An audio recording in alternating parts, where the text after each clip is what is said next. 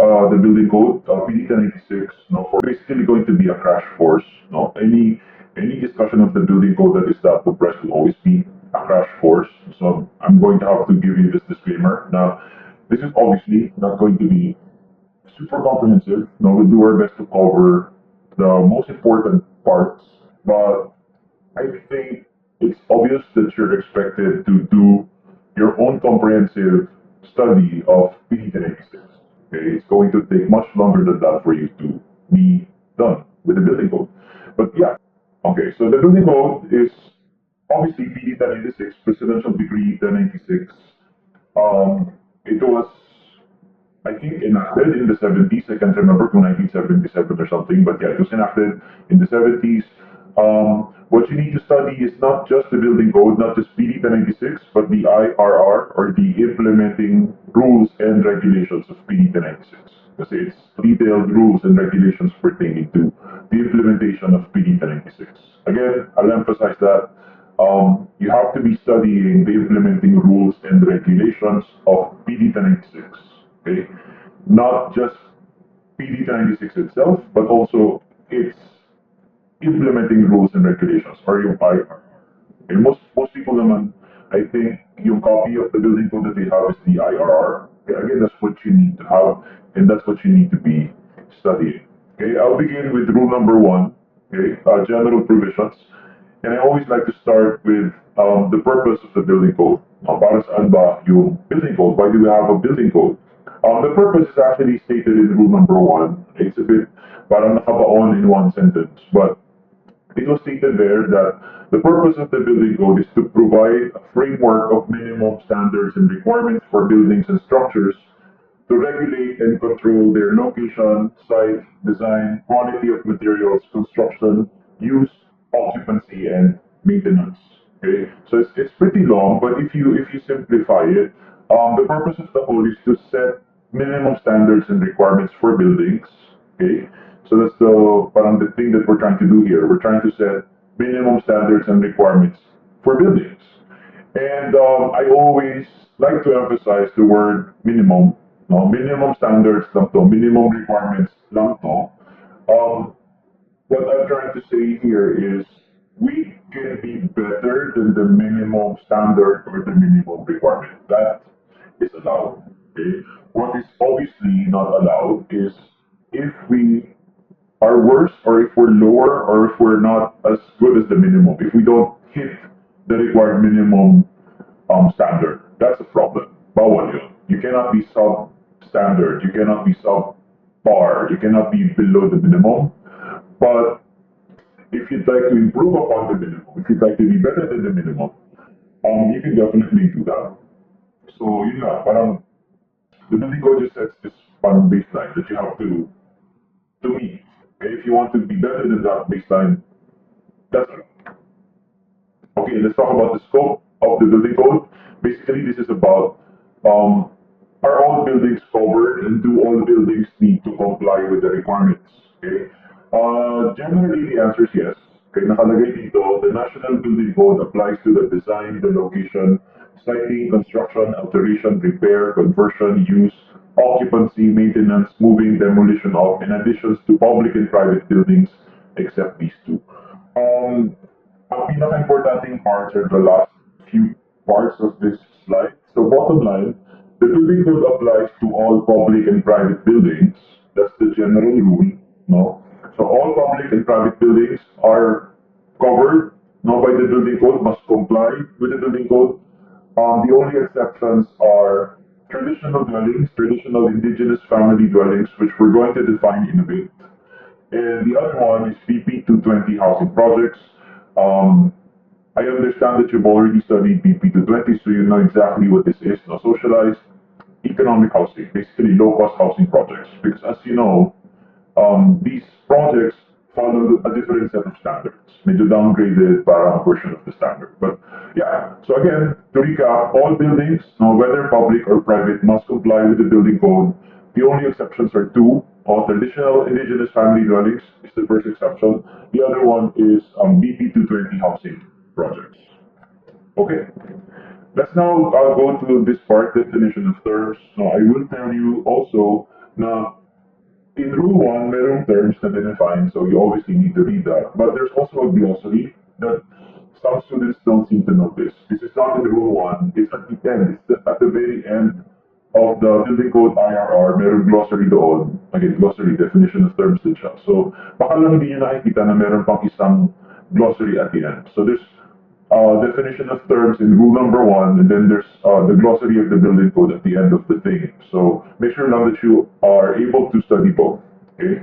So some of the basic terms, I won't cover all, sobrang dami nila, but I will cover the most important ones for our discussion today. So the first one is referral codes. So pag sinabing referral codes, we're referring to the various technical professional codes that are supplementary to the building code, like the Structural Code of the Philippines, the National Plumbing Code, yan, mga electrical code, even the Green Building Code. Now, these are all considered referral codes, no? Meaning the building code will refer to them in some instances, but they're considered to be supplementary to the building code. Now, parang building code yung parang supreme code, no? Out of all of them, referral codes yung iba, they're all supplementary to the building code. So that's referral code.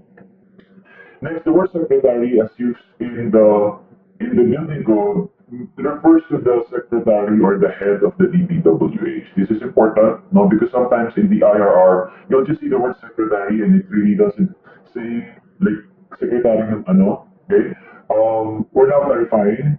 Now, it's the DPWH secretary that we're referring to when we use the word secretary in the building code. Okay, the term construction refers to all on-site work that's done from site preparation to excavation, the foundation, assembly of the building components, installation of the building utilities and building equipment.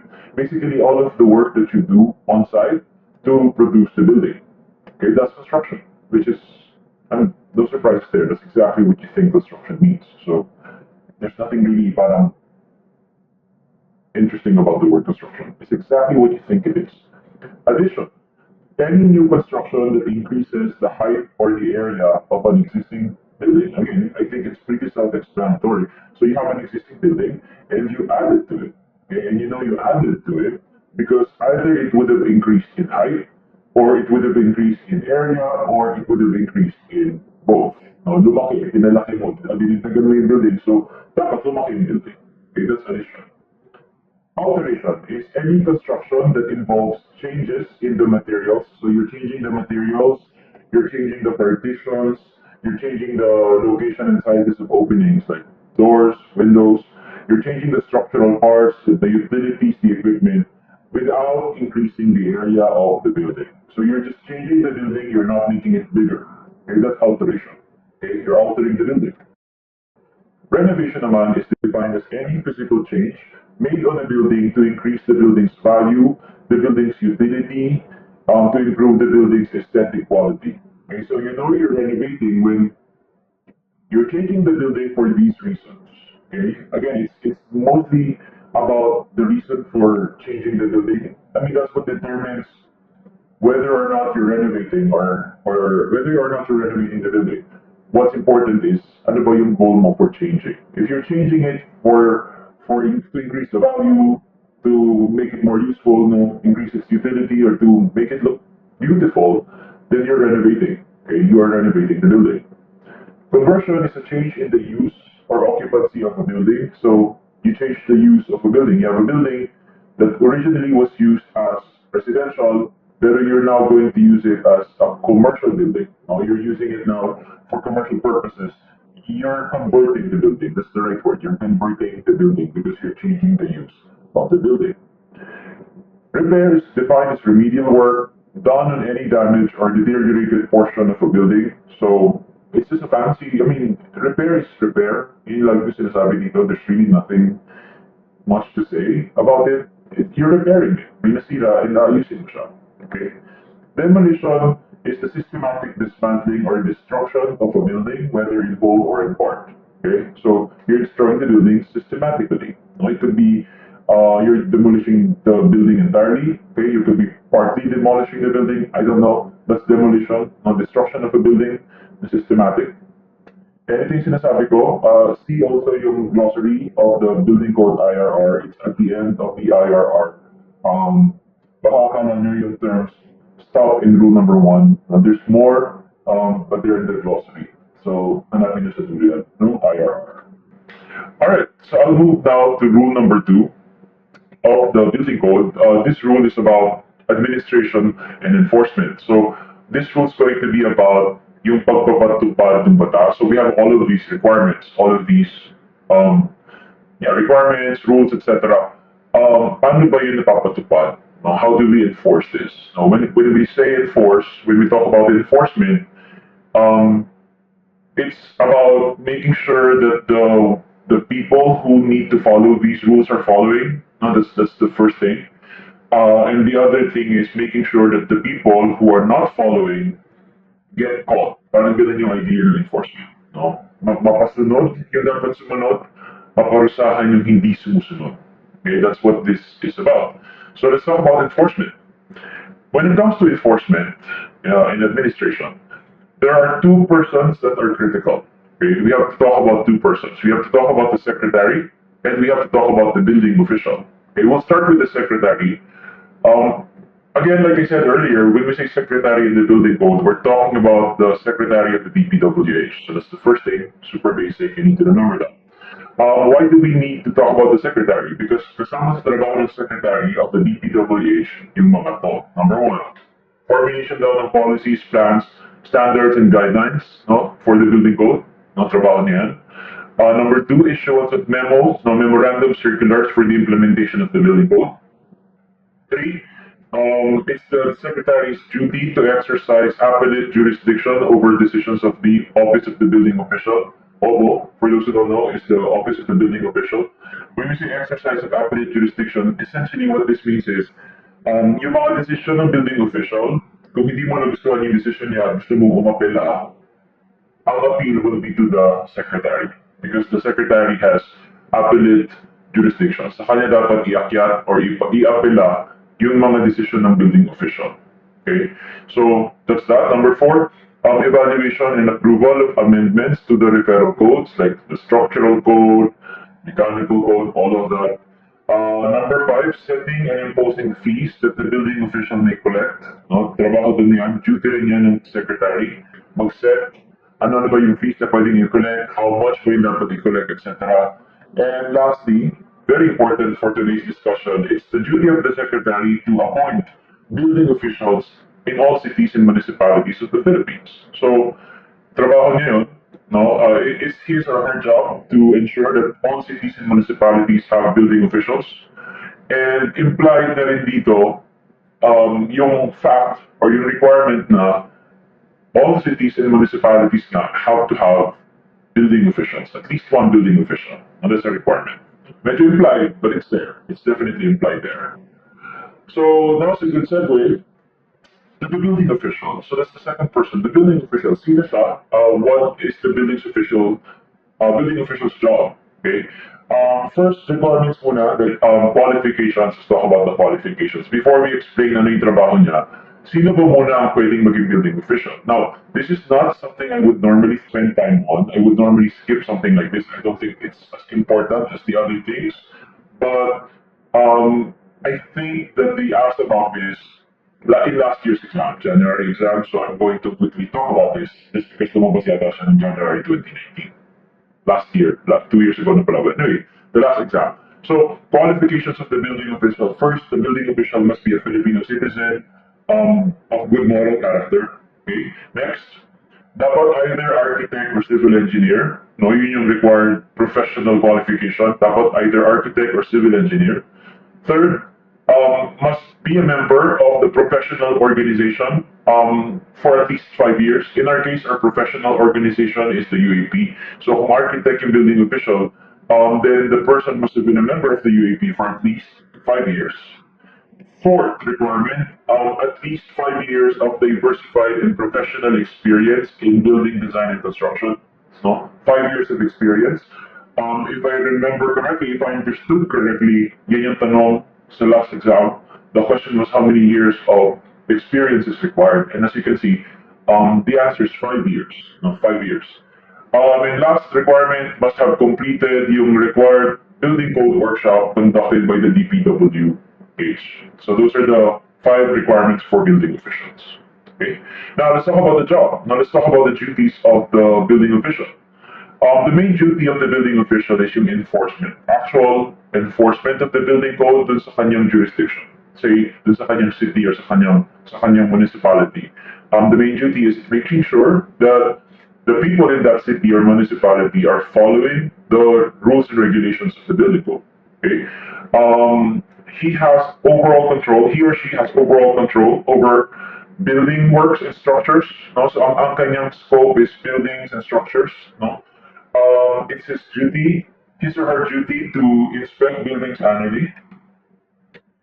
And next, it's his duty and he or she has the power to issue, to not issue, to suspend, to revoke building permits and occupancy permits. No, I like to refer to this as the permitting power or the power to give or to issue permits, to grant permits. It's a very important concept, no, na nasa building official yung power na to because if you think about it, this power enables the building official to enforce the building code. This is the main reason why people follow the building code. Now, they follow the building code mostly, primarily, because if they don't follow, they will not be granted the permit. Okay? They won't be able to implement the plan, they won't be able to occupy the building. The permit is required for all of that. And to get the permit, dapat sumusunod sa building code. So, bottom line, naki-building official yung power na to, yung permitting power. And I think this is the main way by which the building official is able to enforce the building code.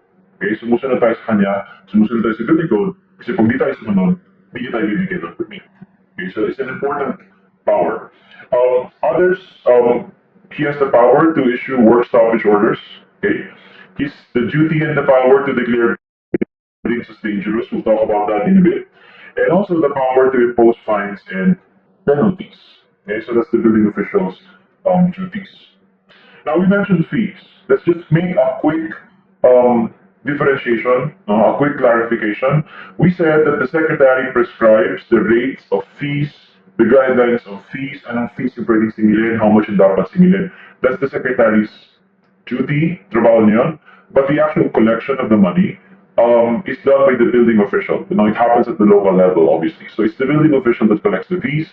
May mahabang discussions sa Rule 2 about where the fees go, saan napupunta yan.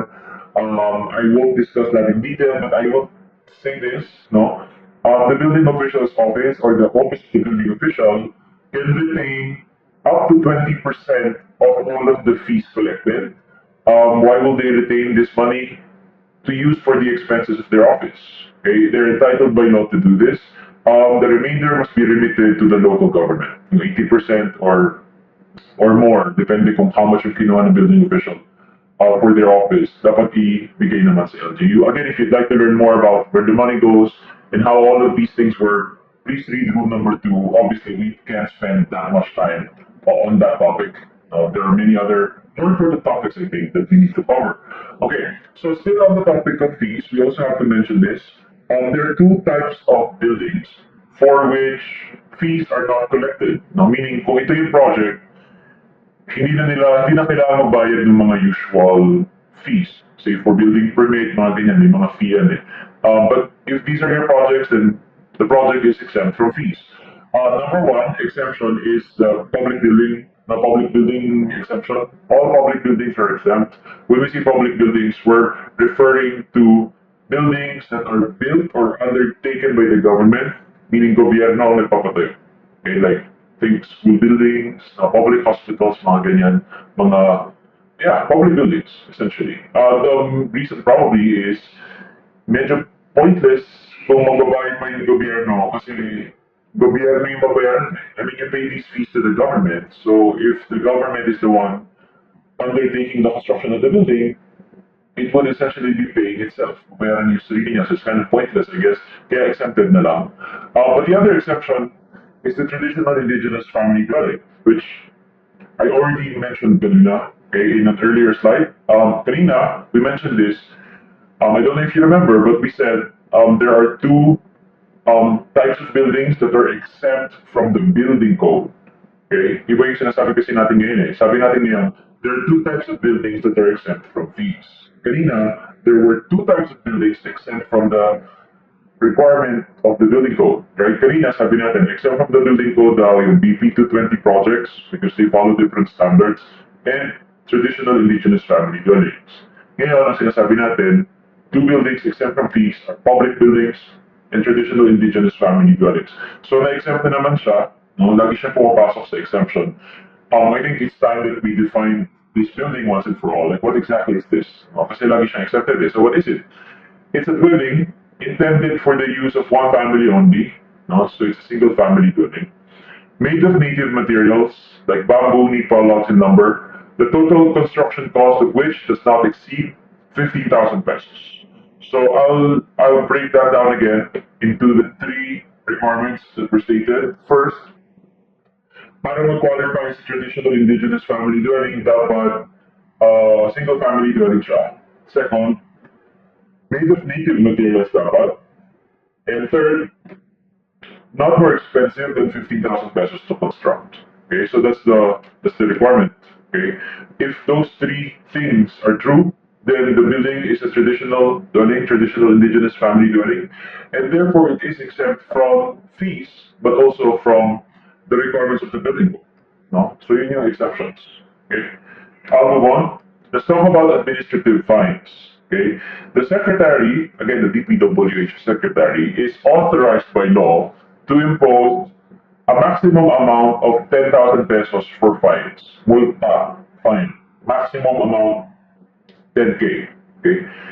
Nakalagay dito, maximum yung 10K but it's not always 10K. It depends on the gravity of the violation. Kung light violation, 5K. Pero for grave violations, definitely 10K. Yun yung maximum amount that the secretary can impose. Okay? In addition to the fine, the violator must also correct or remove the violation at his own expense. Okay? Kunyari, nag-protrude yung building mo sa sidewalk. Okay? Or lumabas yung fence ng bahay mo, nasa sidewalk na yung fence. Obviously, bawal yun. Magmumulta ka for that. Okay? And in addition, ikaw ang magpapaayos nun. Ikaw yung magtibag ng fence and mag-rebuild ng fence. It will be at your expense. Okay? In addition pa to the fine. So ito yung concept ng administrative fines. No? Pag nahuli, yun yung multa, tapos aayusin mo yung mali. Okay? Some people confuse this with the penal clause. Okay? Meron pang separate clause na this is the penal clause naman. Nakalagay naman dito, any person, firm, or corporation who shall violate the building code upon conviction must be punished by a fine of not more than 20,000 pesos or 2-year imprisonment or both. So some students get confused na parang, wait, akala ko ba not more than 10K? Bakit dito 20K? Magkaiba yung administrative fine dun sa penalty under the penal clause. Okay, itong penalty na to is, aabot ka ng korte for this, judge ang mag-i-impose ng ganitong penalty on you. Either imprisonment or 20K max or both, depending upon the discretion of the court. Pero ang point is, that's the difference. Yung penal clause is the penal clause na kailangan kang kasuhan sa korte for this to work, for this to happen. Whereas itong administrative fine, multa lang yan na DPWH lang ang nagsiset niyan, etc. They're authorized without going to court. Pwede kang pagmultahin pag may violation ka ng ganitong amount. Pero as you can see, lower. Okay, 10K lang. No? If you want to go higher than that, you have to go to court. Pero yun, under the penal clause na yung cause of action. Anyway, so this is the difference. Rule number 2 also lists down several prohibited acts. Okay, I'm going to show you some of them. Okay, prohibited act, yung number 1. But all of these are prohibited. But we'll start with the most basic, I think. Sobrang basic prohibition, yung proceeding with work without a permit. This is prohibited for obvious reasons. Bawal kang mag-proceed, let's say, with construction or demolition without a permit because that's the premise of the entire building code, the entire system is based on the premise that kung wala kang permit, hindi ka pwedeng mag-construct. And like we said kanina, that's the reason why susunod ka sa building code. Kasi pag hindi ka sumunod sa building code, pag may violation ka, wala kang permit. Kung wala kang permit, you cannot build it. So that's why you're going to follow the building code because you want to be able to eventually build what you're designing, right? So, ang premise dun though, ang premise in that story is, pag hindi ka nag-grant ng permit, you're not going to construct what you're designing. That's the premise. But what if there are people who don't play along with the premise? There are people who, kapag hindi nabigyan ng permit, they proceed with construction anyway. Okay, that's a problem. Okay, that's obviously going to be a problem because those people are not playing along with the premise guy. Ang premise nga, walang permit, walang construction. So, all I'm saying is this is parang a very important prohibition. This is the most basic of all the prohibitions. Okay? Na kung wala kang permit, you shouldn't proceed with the work. This is prohibited. Okay?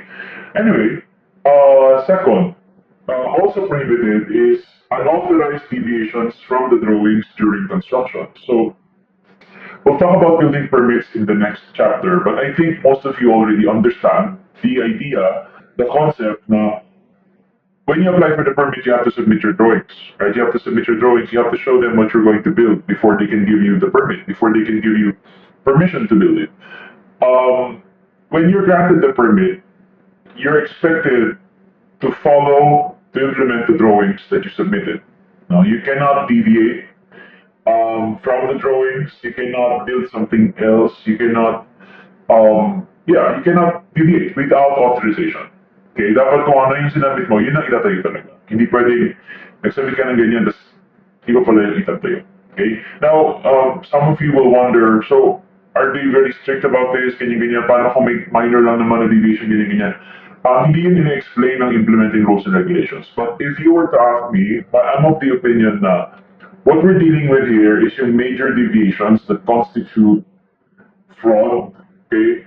I mean, of course, during construction, you'll have to change your details, you have to change a few things, because that's often unavoidable when it comes to when you get to implementation. There will be changes. It's hard to avoid those things.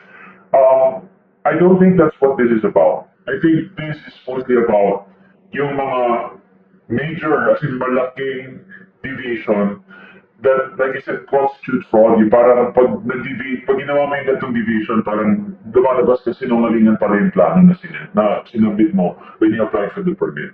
Essentially, what I'm trying to say is, nag-submit ka ng building code compliant na design, pero yung itatayo mo hindi building code compliant.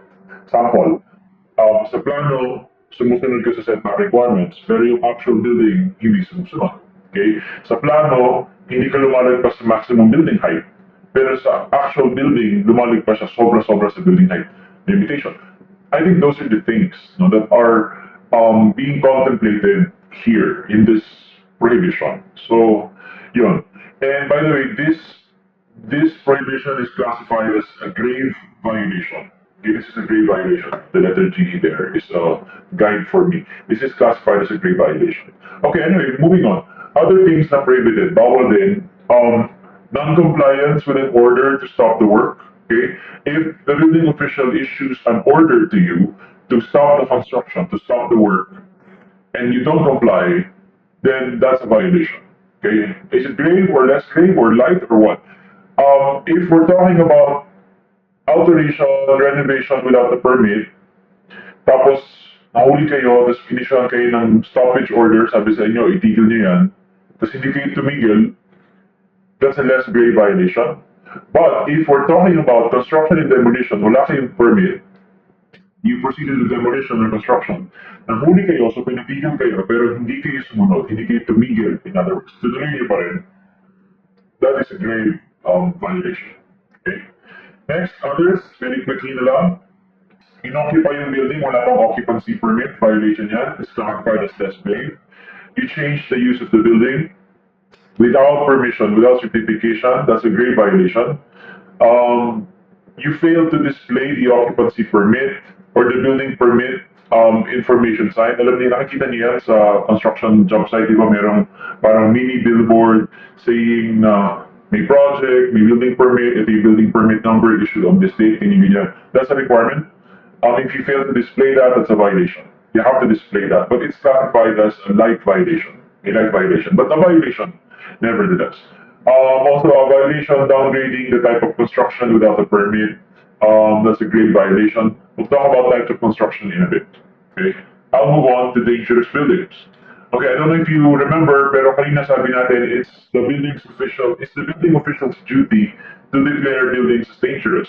So, yun yung concept, no? Some buildings are dangerous. Another buildings, like which buildings? It's the building official's discretion to declare which buildings are dangerous, pero ito yung general grounds, no? Why would the building official declare that a building is dangerous? Sabi ng building code, a building may be declared as dangerous if any of the following are present. 1. Structural hazard. 2. Fire hazard. 3. Unsafe electrical wiring. 4. Unsafe mechanical installation. 5. Inadequate sanitation and health facilities. And 6. Architectural deficiency. If any of these things are present, the building official may declare the building as dangerous. Okay? What's the consequence? What happens after a building is declared dangerous? Three possible consequences depending on the situation. Pwedeng i-require na i-repair yung building to eliminate the hazard. Pwedeng ipa-evacuate yung building, no, while it's being repaired. The worst possible consequence is baka ipa-demolish yung building. That's a possibility. Okay? Of course, the decision is subject to appeal. There's a very lengthy discussion in rule number 2 about this, so about ano ba yung proseso, paano mo mag-appeal, paano mo malalaman na dineclare na yung building was dangerous. It's there. Sections 215 to 216 if you want to know more. But for right now, this is all I'm going to say. Okay, these are the grounds not to declare a building as dangerous. These are the consequences of that declaration, not that the building is dangerous. And it's the building official's duty to make that declaration. I'll move on now to rule number 3. Let's talk about permits. Okay. General definition of the word permit. It's based on the building code. I just tweaked this a little bit. Now I added a bit to it. A permit is basically a written authorization from the building official. Authorization to proceed with the work. When we say work, we mean construction, demolition, alteration, renovation, etc. Issued to an applicant once the plans, the specs, and other pertinent documents are found to be satisfactory and substantially conforming with the building code. So, again, this is parang the building official granting permission to the applicant. Now, you can proceed with the construction or demolition or kung ano man yan. And this permit or this permission is only given once na-review yung plano, na-review lahat ng mga dokumento, and nakita naman na building code compliant naman yung design. That's the permit. Okay, that's the permit. When is it required? A lot of students think it's required for construction, okay, which is correct, but it's not entirely correct because it's also required for other activities, not the ones we defined earlier: alteration, repair, conversion, demolition, addition. All of those things require permits. Okay, permits. So maraming klase ng permit. Building permit yung pinaka-common, obviously. Pero may demolition permit, may excavation permit, etc. So those are the activities that require permits. We also have to mention yung tinatawag nating ancillary and accessory permits. Now, let's start with ancillary permits. Ancillary permits are supplementary permits required for the issuance of the building permit. Required ito, para makakuha ka ng building permit, dapat kumuha ka ng mga to. That's the idea. Parang, think of them as sub-permits. Sub-permits, or parang prerequisite permits, something like that. Okay?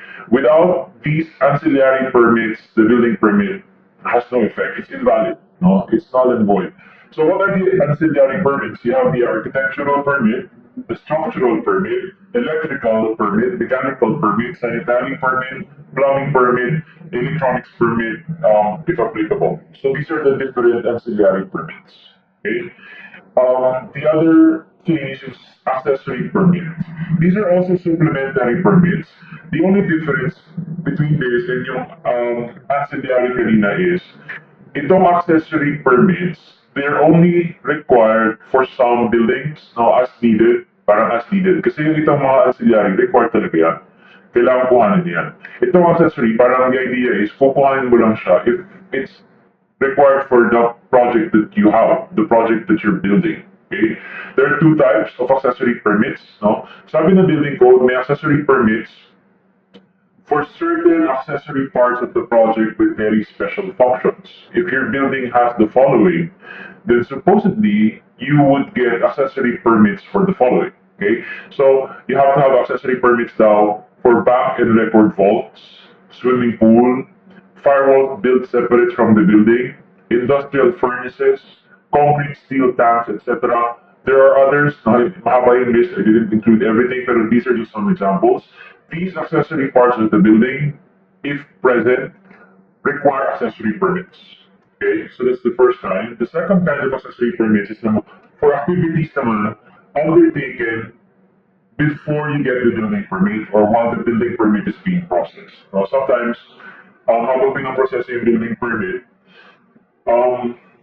you want to like start excavation already, etc. So you can get accessory permits, so you can proceed with those activities kahit wala ka pang building permit. So some examples, ground preparation and excavation permit, sidewalk construction permit, fencing permit for fences more than 1.8 meters tall, and temporary sidewalk enclosure and sidewalk occupancy permit. So again, these are accessory permits. You normally get them as needed. Whereas the auxiliary permits, you have to get them because without them, the building permit is invalid. They're required for the building permit.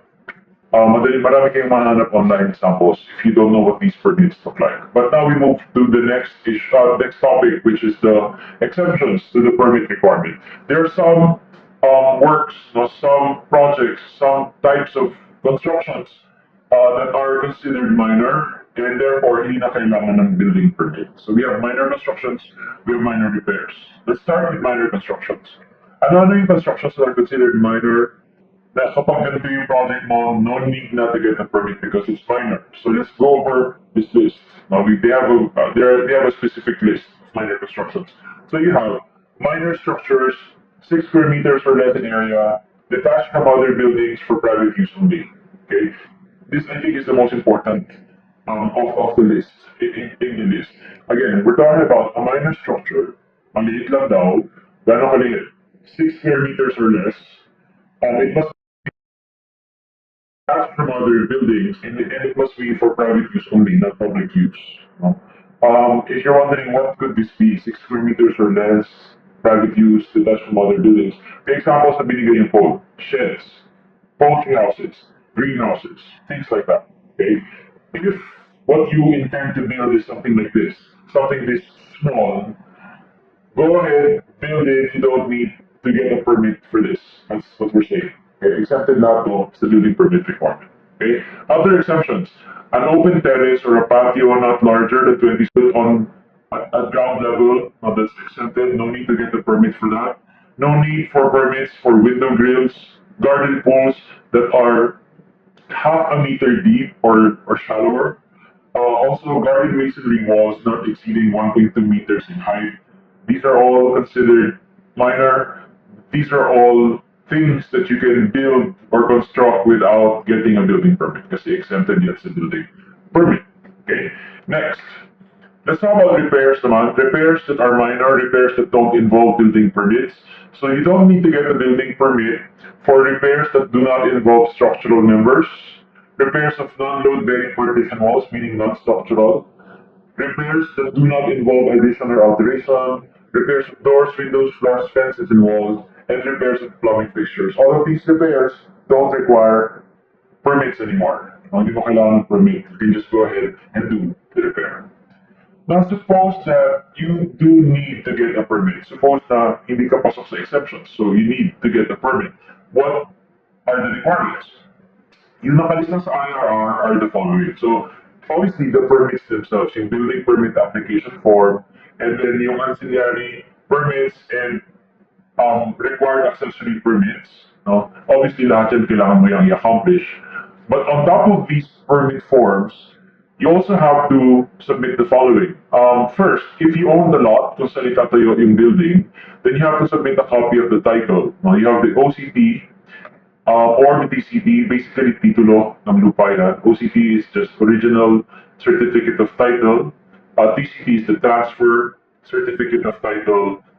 You have an OCT kung talagang kayo yung first registered owners of the land. But if you bought the land from another person, from a previous owner, then what you have is the TCT. Most people have TCTs because, yeah, most people purchase the land from a previous owner. But either way, they're the same, titulo, basically. Dapat mag-submit ka ng kopya ng titulo, tax declaration, and real property tax receipt. All of these are intended to establish ownership of the property. Ito yung documentary proofs mo to show na you do own the land that you are going to build this project on. Okay, what if you don't own the lot? Okay, submit the contract of lease or the deed of absolute sale. If you don't own the lot, kunyari, tenant ka lang or parang rerentahan mo lang yung lote for say 5 or 10 years, okay lang, pero you have to show the contract of lease. Okay, contract of lease is yung kontrato ninyo ng may-ari. Ikaw yung nagre-rent, siya yung nagpapa-rent. That document says na, yeah, payag siya, nakalease sa'yo yung lote for say 10 years, and so magtatayo ka ng something dun sa lupa. So that's what you need to show. Okay? Deed of absolute sale naman is slightly different. Ito yung binibili mo yung lupa, nabili mo na actually yung lupa, meron ka ng deed of sale, pero wala ka pang title, no? Wala ka pang title. Okay lang daw, kahit wala kang title, kung meron ka ng deed of sale, no problem, submit the deed of sale. You honor yan for building permit purposes, according to the building code. Okay, so that's that. Next requirement is the plans. Okay, you have to submit 5 sets of the plans and the specs, and all other documents required, no, to be signed and sealed by the duly licensed professionals. There's a long list of all of these drawings and documents in rule number 3. Obviously, I can't go through the list, haba ng list here, pero please look at the list in rule number 3.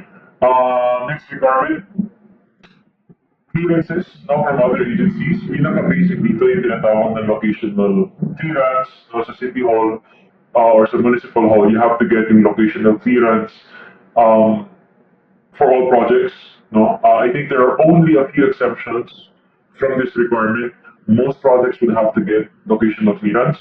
And then other agencies, clearance from other agencies as required, depending on the location, depending on the situation, depending on project mo. You may also be required to obtain clearances from the ADO, sometimes the HNER, sometimes the DNR. So this is part of the requirements for the building permit.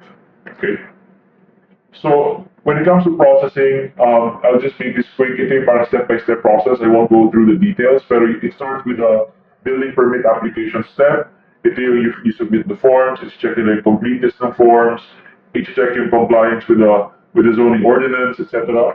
Next, the documents are routed to the line and grade section. Dito na i-check yung lot plan, no, iko-compare nila sa titulo, i-check yung compliance mo with easement requirements, setback requirements, may road widening ba, and anong effects sa project, verification of access to the street, no, dapat meron kang daan papunta sa kalsada. Next, architectural section, so they check architectural things like types of construction, fire zone requirements, building projections, general requirements for buildings, height limitations, parking, occupant load, accessibility, light and ventilation. All of these things are checked by the architectural section. And then the plans are routed to the other places, so civil structural section, electrical, mechanical, sanitary, plumbing, electronics, and fire safety. Now, for fire safety, according to the building code, one set of the plans must be routed to the fire department, the fire marshal. Okay, so yeah, to check for compliance with the fire code. Okay, let's talk about issuance of permits. According to the building code, the permits must be released within 15 days from payment. It's possible, no, that the permit may only be given for the portion of the building, for a portion of the building, parang partial building permit, there is such a thing. Meron din partial occupancy permit. And also, again, pwede kang kumuha ng excavation permit kahit wala ka pang building permit, habang pinaprocess yung building permit, you may apply for that accessory permit, the excavation permit. Okay? Now, some basic terms and conditions of permits, mga kondisyon sa permit. The first is the liability of the design professionals in civil code. We'll talk about that later. We dedicated slide time for that, so I won't discuss that here. Next, requirement muna, terms and conditions. The building permit must be accompanied by the required ancillary permit. No, sinabi na natin yan paulit-ulit. And accessory permits as needed. Okay? Next condition, the project must conform with the building code. No, obvious. Next, a relocation survey must be performed by the owner prior to the commencement of the construction. Dapat magpa-relocation survey siya. Okay, required yan. Next, requirement, the building official must be given 10 days notice. Sorry, this is not the building official pala. This is the adjoining property, ito yung kapitbahay. Mamaya pa yung building official. Yung kapitbahay nyo, yung katabing lote, kumbaga, ng project, dapat mabigyan ng 10-day notice bago maghukay. Now, before you start excavation, you must have warned them 10 days prior na mag-start na kayo ng excavation. Next, other conditions of the permit. It's expected, it's required na merong supervisor yung construction. No, it should either be an architect or a civil engineer, and dapat may logbook siya. Okay. Next, after the construction is completed, that logbook, the as-built plans, and the certificate of completion must be submitted to the building official. What if there are changes? For changes, you must submit the proposed changes to the building official and wait for what they call the amendatory permit, a revised permit saying na okay, approved pa rin kahit nagbago na. Okay? That's the idea. Other conditions, you cannot occupy the completed building without an occupancy permit or certificate of occupancy. Yes, you do need to get a permit to occupy the building.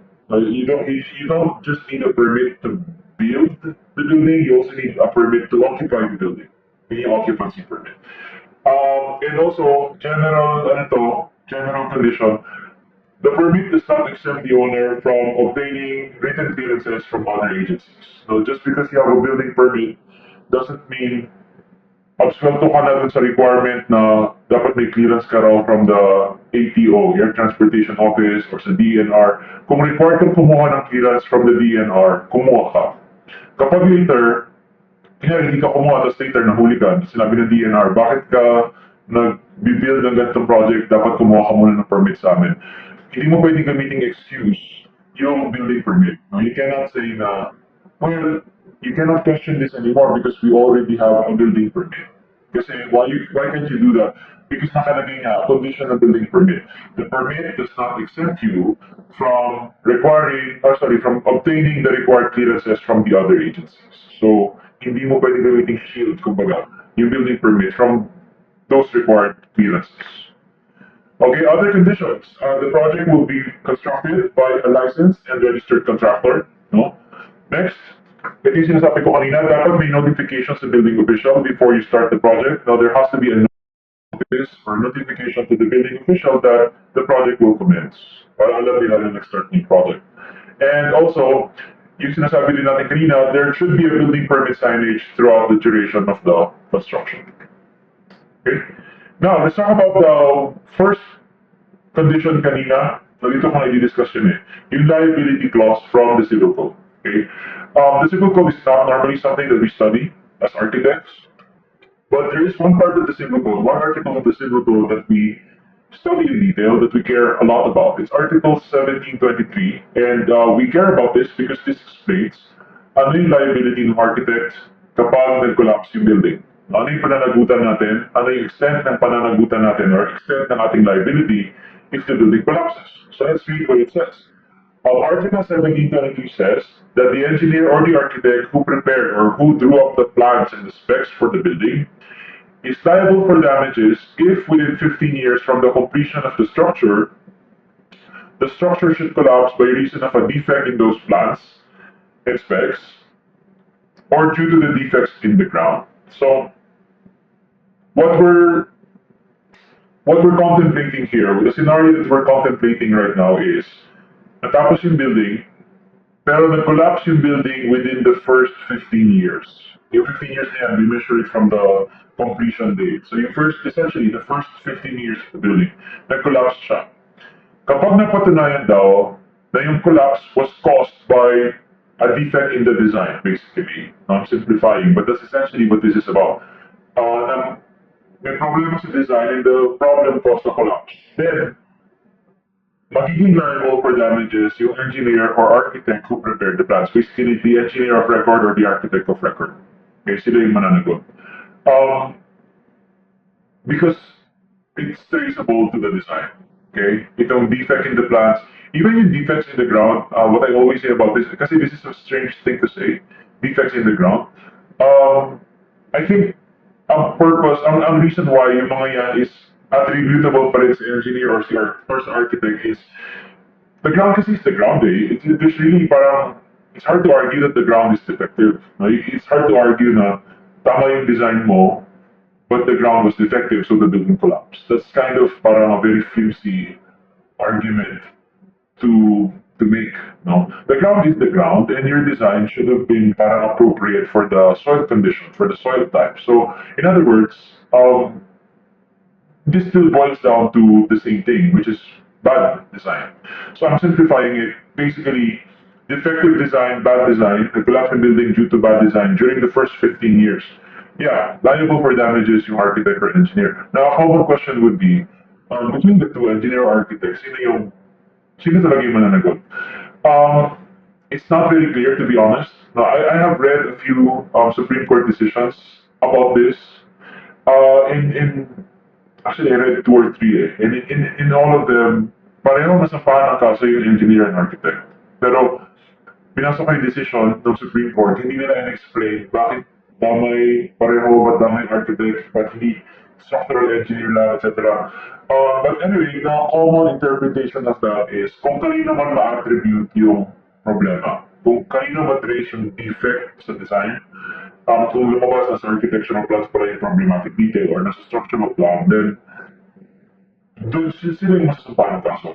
Now, that's the common interpretation for that. But I will admit, hindi siya ganun para 100% clear. Even if you read the few Supreme Court cases involving this, hindi masyado kinarify yung parte yun ng civil code. Pero anyway, the common interpretation again is, kung kanino man matrace, kung kanino ma-attribute yung fault, then siya yung magiging liable for damages. Again, this is for bad design. Ibang usapan kapag may collapse yung building not due to the design but due to the way that it was constructed. In other words, tama naman yung design pero mali yung pagkakagawa. I don't know, baka mali yung halo ng semento or mali yung ginamit na bakal, tinipid yung bakal or whatever. So nag-collapse yung building during the first 15 years. Kapag gano'n na yung usapan, obviously yung contractor na yung responsible. Kasi trabaho ng contractor yung construction. Hindi naman designer ang parang primarily responsible for the construction. So the contractor is responsible for damages if the building falls within the same period, 15 years, on account of defects in the construction or the use of inferior materials or due to any violation of the terms of the contract or the contract documents. If the engineer or the architect supervises the construction, kung di ba may full-time supervisor tayong tinatawag, kung yung engineer or architect of record yung kinuha ng full-time supervisor, then damay sila. They should be liable alongside the contractor. Pero kung hindi naman sila yung full-time supervisor, then this is the contractor's liability alone. Hindi madadama yung architect of record or engineer of record. Okay? Acceptance of the building does not imply waiver of this cause of action. Ang sinasabi lang yan is kung mag-collapse yung building tapos nagsampa ng kaso yung owner, kunyari sa contractor or sa architect of record, hindi pwedeng gamitin defense ng contractor na, in-accept nila yung building eh. Bakit kayo nagreklamo, ba't sinasabi na hindi acceptable yung tinipid ko yung bakal or yung halo, in-accept nyo naman yung building. Again, acceptance of the building is not waiver of this right. May karapatan si owner, may rights si owner to sue the contractor, and just because the owner accepted the building many years ago, does not mean na wini-waive niya na yung kanyang karapatan to sue or to file that case. And then yung prescription clause naman, all this says is the owner has 10 years to file a case. Kanya na nag-collapse yung building, On the 10th year, pwedeng hindi agad magsampa ng kaso si owner. No? Pwede maghintay ng 10 years yung owner to file the case.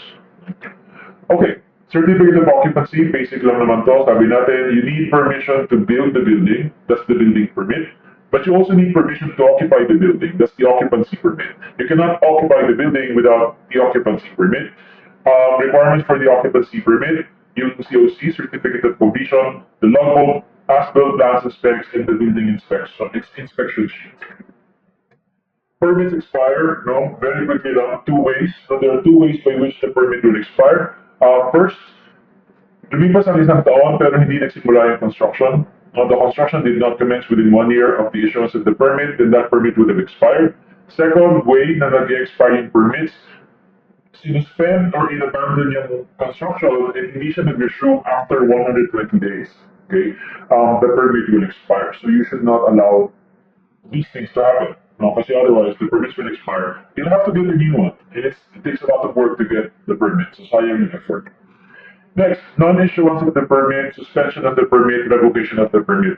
The building official has this power to not issue, to suspend, or to revoke permits for the following reasons. Number one, may errors sa plans and specs, valid reason yan.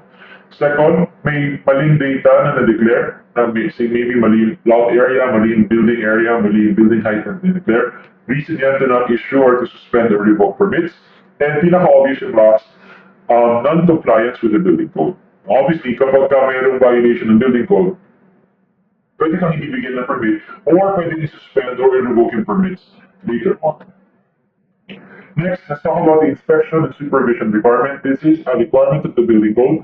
The owner is required to hire an architect or a civil engineer for the full-time supervision of the project. There has to be a full-time supervisor.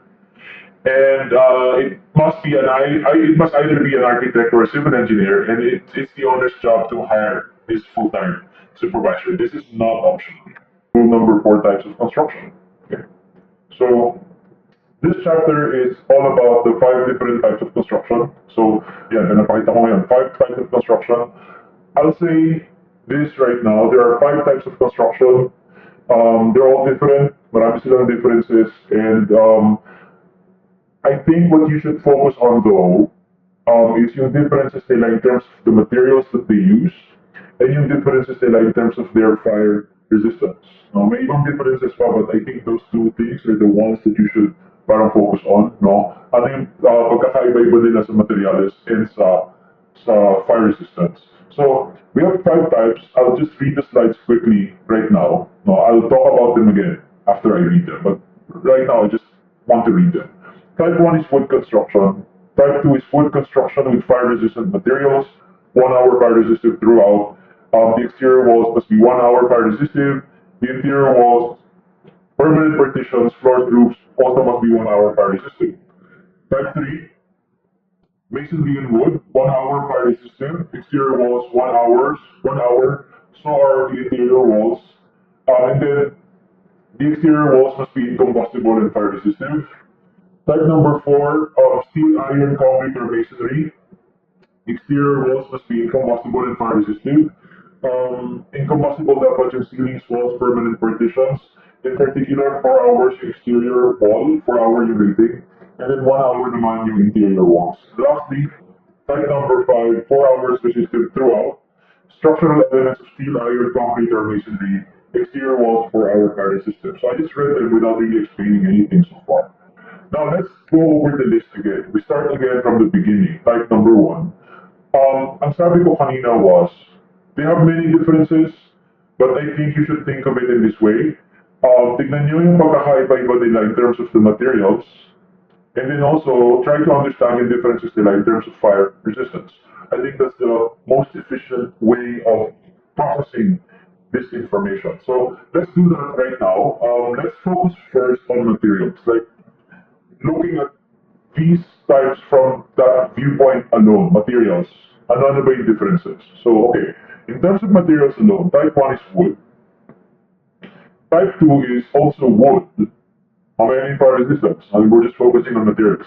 Type 3 is masonry and wood. Type 4 is steel, iron, concrete, or masonry. And type number 5 is same, steel, iron, concrete, or masonry. Itong 4 and 5 ay ibang shorthand this as sinashortcut ko as no wood, parang nawala lang naman is yung wood eh. Okay, wala nang wood sa type 4 and type number 5. We're talking about the construction. We're not talking about like furniture or anything like that or doors.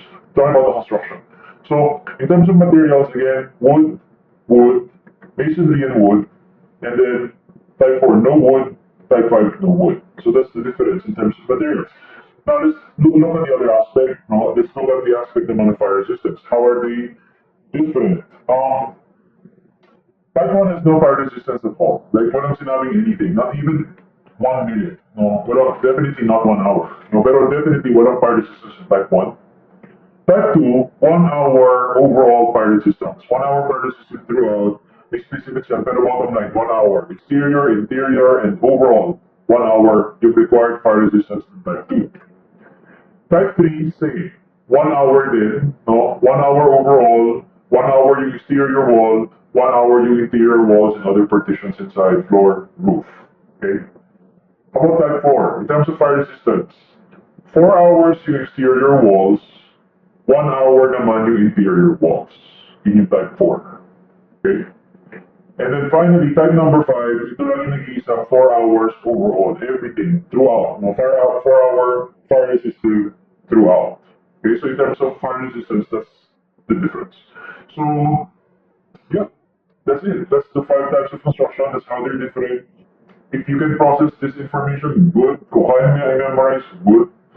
Ako hindi ko kaya i-memorize. I did not memorize this for the exam. Basta tinandaan ko lang is yung materials, and medyo tinandaan ko rin yung overall fire resistivity. Pero yung mga detail, like floor and roof, ano yung rating ng structural frames, ano yung rating ng doors, windows, honestly, did not really even attempt. Kasi hindi ko kaya i-retain. I mean, what's the point, diba? Kung alam ko naman hindi ko ma-retain, na on exam day, hindi ko naman yan kaya ma-recall, why bother? Parang ganun yung mindset ko at the time. Pero, I did the bare minimum. I think the bare minimum is, ano yung materials used for each type, and ano yung overall fire resistivity. Okay, type 4 lang yung walang malinaw na fire resistivity. 4 hours sa exterior walls, 1 hour sa, what do you call this, sa interior walls. Alright, so that's the end of that. Let's go to rule number 5, fire zones. Fire zone, first of all, is defined as an area within which only certain types of construction are allowed based on their occupancy, type of construction, and resistance to fire. So, an area within which only certain types of construction are allowed. It's easier to understand if we just show you right away ano ba yung different kinds of fire zones. So we have 3 kinds. Now we have the non-fire restricted zone, the fire restrictive zone, and the highly fire restrictive zone. So, anong difference ng tatlong zones na to? Some of them choosy about the types of construction, some of them hindi choosy. Okay? When we say types of construction, we mean itong types 1, 2, 3, 4, 5. No? So sa fire zone, may mga fire zone na medyo choosy, like hindi niya inaalaw yung ibang types, pero meron naman, go lang, inaalaw most of the types. So let's look at the list. Kapag yung fire zone mo is non-restricted, non-fire restricted zone, all construction types are allowed. No, types 1, 2, 3, 4, 5, they're all welcome. You can build all of them here. Okay? Pero yung fire restrictive zone, type 1 construction is not allowed. Okay? Pwede lang 2, 3, 4, 5, bawal type 1. Okay? Sa highly fire restrictive zone, types 1, 2, and 3 are not allowed. Ang pwede na dito 4 and 5. So, yun yung difference ng tatlong fire zone designations. Okay? Let's go to the next topic, rule number 6, fire resistive requirements. Rule number 6 really is about explaining kung paano na-achieve yung fire resistive rating. The fire resistive rating is yung mga sinasabi natin kanina na 1 hour, 2 hours, 3 hours, etc. Paano ba yun? First of all, what do those numbers mean? And what are we measuring exactly? And paano ba siya na-achieve? Yung mga ganung rating. The fire resistive rating is the degree to which a material can withstand fire. Now, it's usually expressed in terms of time. Gano'ng katagal, ilang oras, can the material withstand being burned? Okay. This is not just about any kind of fire. No, like there's a standard, there's a uniform testing that's done. We call it a standard fire test that this is based on. pag sinabing 1 hour rated ka, ibig sabihin, yung material na yun can withstand fire, can withstand the effects of a standard fire test for 1 hour. After that, it will begin to burn and fail as a material. Pero for 1 hour, dapat it can withstand fire. Parang ganun. I'm just mentioning yung standard fire test kasi some people think any kind of fire. No, may mga intense na fire, may mga ano. So, itong fire resistant rating, we base this on a standard fire test. I won't go into the details, hindi ko na masyadong inaalam yung details ng fire test, pero basta there is a standard fire test. And when we say 1 hour rated, we mean it can withstand fire for 1 hour in that standard fire test. Okay? So, this is what Rule 6 is supposedly about. It's about telling us how to achieve the different ratings. No? And nakalagay dito, 1 hour rating, 2 hours, 3 hours, 4 hours. Paano mo ma-achieve yung mga yan? Binibigay dito yung minimum thickness in millimeters for the different building elements. Like for example, you have a hollow unit masonry partition, okay? CHP partition. Tapos kailangan 4 hour rated kasi type 5 construction ka or whatever. Nakalagay, minimum thickness ng partition, 300 mm. Okay, so that's how you use this table. It's a long table, lots of numbers. It's up to you if you're going to study this well, to be honest. Ako, I'll be frank. I hate telling you not to study things. It's up to you. Ayoko masisi na ako pa yung nagsabi na huwag niyo maralin. Ako, when I was preparing for my exam in June 2013, I just read this and then I moved on. Like, I knew right away there's no way I can memorize these numbers. I'm not going to waste any more time. No, there are better things to study. There are things that may chance yun nilalaban ko yun pag may chance na kaya ko siyang memorize. Pero ito, wala akong laban dyan. Okay, so hindi ko ito pinush at all. No? But at the minimum, I think, just try to understand how to use the table, I guess. Parang, the part that covers Rules 7 and 8. Okay, as you know, very important chapters in the building code. So important that they actually allow you to bring copies of Rule 7 and 8 on the second day. That's how important these two chapters are. Okay, I'll start with Rule 7. Rule 7 is about occupancies, zones, and requirements. Let's talk about this super basic concept, no, fundamental concept, yung difference ng occupancy and zoning because some people get confused. The difference is simple. Pag sinabing occupancy, we're talking about building use. Pag sinabing zoning, we're talking about land use. Magkaiba yun. Iba yung zoning. Pag sinabi kong yung lupa is nakazone as residential, that's one thing. Pag sinabing yung building is used as residential, that's another thing. Magkaibang pinag-uusapan yung land use at yung building use. I will also hope that you now do away with the misconception na, kasi a common misconception is, laging exactly the same yung zoning at building occupancy. Some people assume this na kapag, for example, yung lupa is nakazone as residential, that 100% all buildings in that zone will be residential. This is not necessarily correct. This is not necessarily true. I mean, the reason why we treat them separately, the reason there's zoning and occupancy and they're two separate things is because they don't always match. If they're always the same, yung use ng lupa and yung use ng building are always the same, then pag-isahin na lang natin itong dalawa, diba? Because they always are the same. But no, we don't do that because they're not always the same. That's why we talk about the two things separately. Pero yeah, that's a common misconception. Now, pag residential yung zoning ng lupa, it follows all buildings are residential. No, there's a chance na may mga non-residential buildings sa residential zone. Okay, the way it's supposed to work is you're supposed to look at the table, mayroong table sa Rule 7, a table of parang primary occupancies, allowed uses, accessory uses, mga ganyan. Under each zone, nakalagay ano yung allowed buildings per zone. So, you see, for example, nasa residential, hindi naman 100% residential lagi. May mga ina-allow doon na, kunyari, home office, ganyan-ganyan, small businesses, medyo ina-allow yan. Basta ang importante is, allowed siya doon sa residential zone. Okay? Allowed siya sa residential zone, you can build it. It doesn't have to match yung, kunyari, yung word na dapat residential yung lote, so residential din yung building. No, not necessarily. Ang importante is, kung nasa residential zone ka, the building that you're constructing is allowed in the residential zone. And not all of those buildings are, strictly speaking, houses. Okay? So yun lang. Again, occupancy is building use, zoning is land use. We have 10 occupancies in the building code. Okay? We have these 10. They're all, each one is designated by a letter of the alphabet. Okay? A is residential buildings, B is residential hotels and apartments, C is education and recreation, D is institutional, E is business and mercantile, F is industrial, G is storage and hazardous, H and I are both assembly. The only difference is H is assembly for less than 1,000 occupants, and I naman is assembly for 1,000 or more occupants. And then you have J, accessory. So these are the 10 building uses, the 10 occupancy types in the building code. Zoning, sampu din. There are 10 types. This one, medyo acronym yung kanilang approach sa naming. R stands for residential, C stands for commercial, GI is general institutional, I is industrial, UTS is utilities, transportation and services, PRE, park structures, recreation and entertainment, CUL is cultural, A is agricultural, AI is agro-industrial, and PUD is plant unit development. So, isa-isahin natin yung mga zoning. Due to the limited time, I would rather focus on zoning. Yung occupancy, you can read this on your own, is really straightforward. Residential building, bahay. Residential apartments, hotels. Education, recreation, these are school buildings. This is very easy to study, okay? I'm going to ask you to study this on your own. Zoning is the one I'd rather spend time on because of the limited time. Now, why am I choosing zoning over occupancy? Why would I rather talk about this?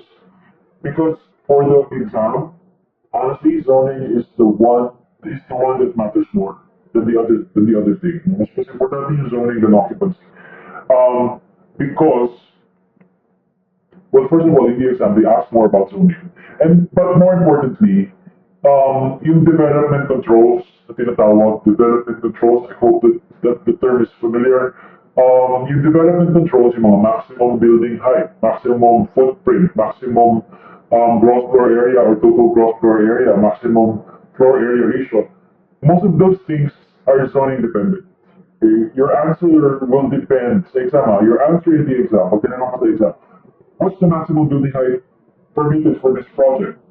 Which, by the way, is a question that you will most likely get asked.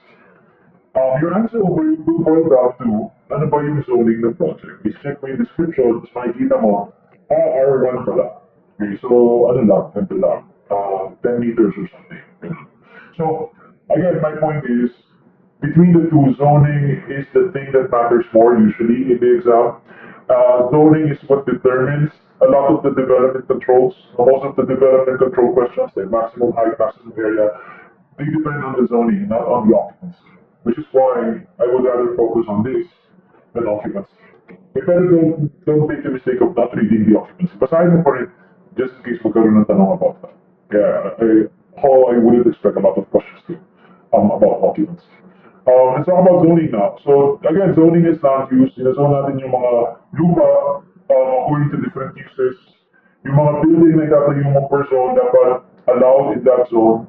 And dapat sumusunod ka sa limits ng mga zone. May mga limit ang zoning as regards height, when it comes to area, setbacks, yan, mga ganyan. May mga requirement yan per zone. So, ano yung different zones? We said R is residential, but there are 5 residential zones. Okay, we have R1, R2, R3, R4, R5. Let's just differentiate the 5 residential zones. R1 is the low density residential zone. It's characterized by single family and single detached dwellings. So, this is the least dense. Pag sinabing low density yung zone, hindi siksikan dapat yung buildings, hindi masyadong mataas yung buildings. Yun. Hindi sila dikit-dikit, hindi sila masyadong mataas. That's what low density means. So what do we expect to see here? Maliliit na bahay, single family dwellings, single detached dwellings. When we say single family, one building, one family lang. So bahay, as opposed to what? Meron multi-family, like apartment buildings. So that's not what we expect to see here. We expect single family dwellings now. And we expect it to be single detached. What does that mean? Hindi naka-attach sa ibang buildings, hindi nakasagad sa note, etc. Walang firewalls, in other words. No, hindi duplex, hindi row house, walang firewall. Dapat single detached, meaning may setback on both sides. That's what we expect to see. Because why? Because this is low density. Okay? How about R2? R2 is medium density. So ito, we expect medyo mas dense nga. So meaning medyo mas dikit-dikit na yung building, medyo mas matataas na yung building. R2 is easier to understand when I show you the two subtypes of R2. Merong basic R2 zone, meron naman maximum R2 zone. So the basic R2 zone, the, the most dense project that you can do is single attached or duplex houses. Pag sinabing single attached, ito yung bahay is naka-firewall, so naka-firewall siya on one side. So, kumbaga nakadikit siya sa lot boundary on one side. Okay? Pag sinabing duplex, ito naman is dalawang lote, tapos yung bahay on each lot, naka-firewall on the same side. So, parang magkadikit sila. No? Parang, yeah, I'm sorry, I don't have illustrations, pero you can imagine what I'm saying na dalawang magkakabahay nagdikit sila, separated by firewalls, of course. So, yun yung duplex. Bottom line, allowed yan sa basic R2. Okay? Hindi yan allowed sa R1. Pero sa basic R2, yes, we allow it. Huwag lang lalagpas ng 3 floors. Maximum R2, mas dense yung allowable building dito. We now allow a multi-level residential building 3 to 5 floors high. This is much more dense kasi bukod sa dikit-dikit na yung mga bahay dyan, patong-patong pa sila. Multi-level yan. So, this is obviously more dense. We only allow this maximum R2. Bawal to sa basic. And 5 floors lang. Bawal lumagpas. Okay? R3 is high density. High density. Just like R2, merong basic R3 and maximum R3. The basic R3, we allow row houses. Okay? Which is parang a more dense version of duplex. In duplex, dalawang bahay magkadikit, diba? Row house, 3 houses or more dikit-dikit. So yun yung row houses. We allow this in basic R3 but not in R2, not in R1. Okay? Ano naman yung maximum R3? Almost the same as maximum R2, the only difference is taller. Okay? Kung yung maximum R2 kanina is multi-level residential 3 to 5 stories high, ito 6 to 12. So up to 12 stories, yung maximum R3. It's denser, it's high density, so allowed yan. R4 is well, described as a medium to high density residential zone.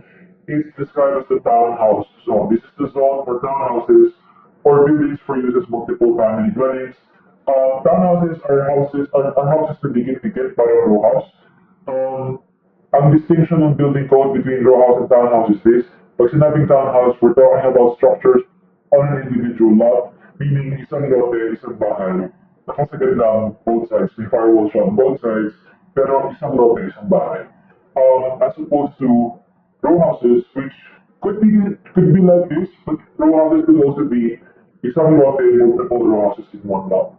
So that's a possibility for row houses. Pero sa townhouse, hindi yan pwede because nakalagay sa building code by definition, townhouses are structures on an individual lot. So parang 1:1, yung bahay and lot. Okay? Pero bottom line, R4 is kind of the townhouse zone. The last residential zone is R5. I'm described as very high density residential, characterized by medium rise to high rise condominium. So ito na yung talagang mataas, high rise residential up to 18 floors. Now we'll talk about building heights later, pero 18 floors max on R5. Now the other zones ng residential, mabilis lang yung mga to. C1, well, C is commercial, sabi natin C is commercial. Tatlong klase yung C zones, meron tayong C1, C2, C3. C1 is the light commercial zone. Ano yung sura ng light commercial zone? Neighborhood to community in scale, so medyo hindi sobrang busy. I mean busy because it's commercial, pero hindi kasing intense ng C2 and C3. Most of the buildings we expect to see in this zone are low-rise. We only expect to see low-intensity trade. So think of small shopping centers, yung mga palengke area, yung mga ganyan, hindi masyadong malaki. Okay? Pang neighborhood lang, pang community lang, hindi yung pang buong city. Mga maliliit lang na parang neighborhood market. Yan yung mga we expect to see. Those are the uses we expect to see in this zone. C2 is medium commercial. So the scale is larger. Now, this is now commercial but city scale or municipal scale. So we expect buildings that are medium rise, 3 to 5 stories, medium to high density trade, and larger shopping centers are what we expect to see here. Okay. Keep in mind, we're not describing the buildings, we're describing the zone. So, medium intensity commercial, yung C2. Okay, so yun, parang downtown area. Think of your downtown area of your city or of your town. C3, the last commercial zone is metropolitan commercial. Ito yung pinaka-dense na commercial zone. The scale is, it goes beyond the city, metropolitan and scale siya. Medium to high-rise buildings, very high density trade. We expect to see very tall buildings, large to very large shopping malls, lots of people, lots of goods being delivered and sold, in a very busy area, basically in C3. That's what we expect to see here. As for the rest, general institutional, obvious naman, institutional zones, so lands na nakazone as GI are going to be used for institutional uses, like schools, government buildings, and the like, public hospitals, mga ganyan. I is industrial, may dalawang klase I1 and I2.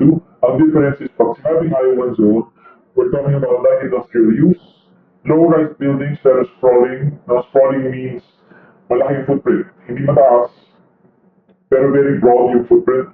Also, low intensity manufacturing. I2, almost the same, naging medium lang yung low, medium industrial use.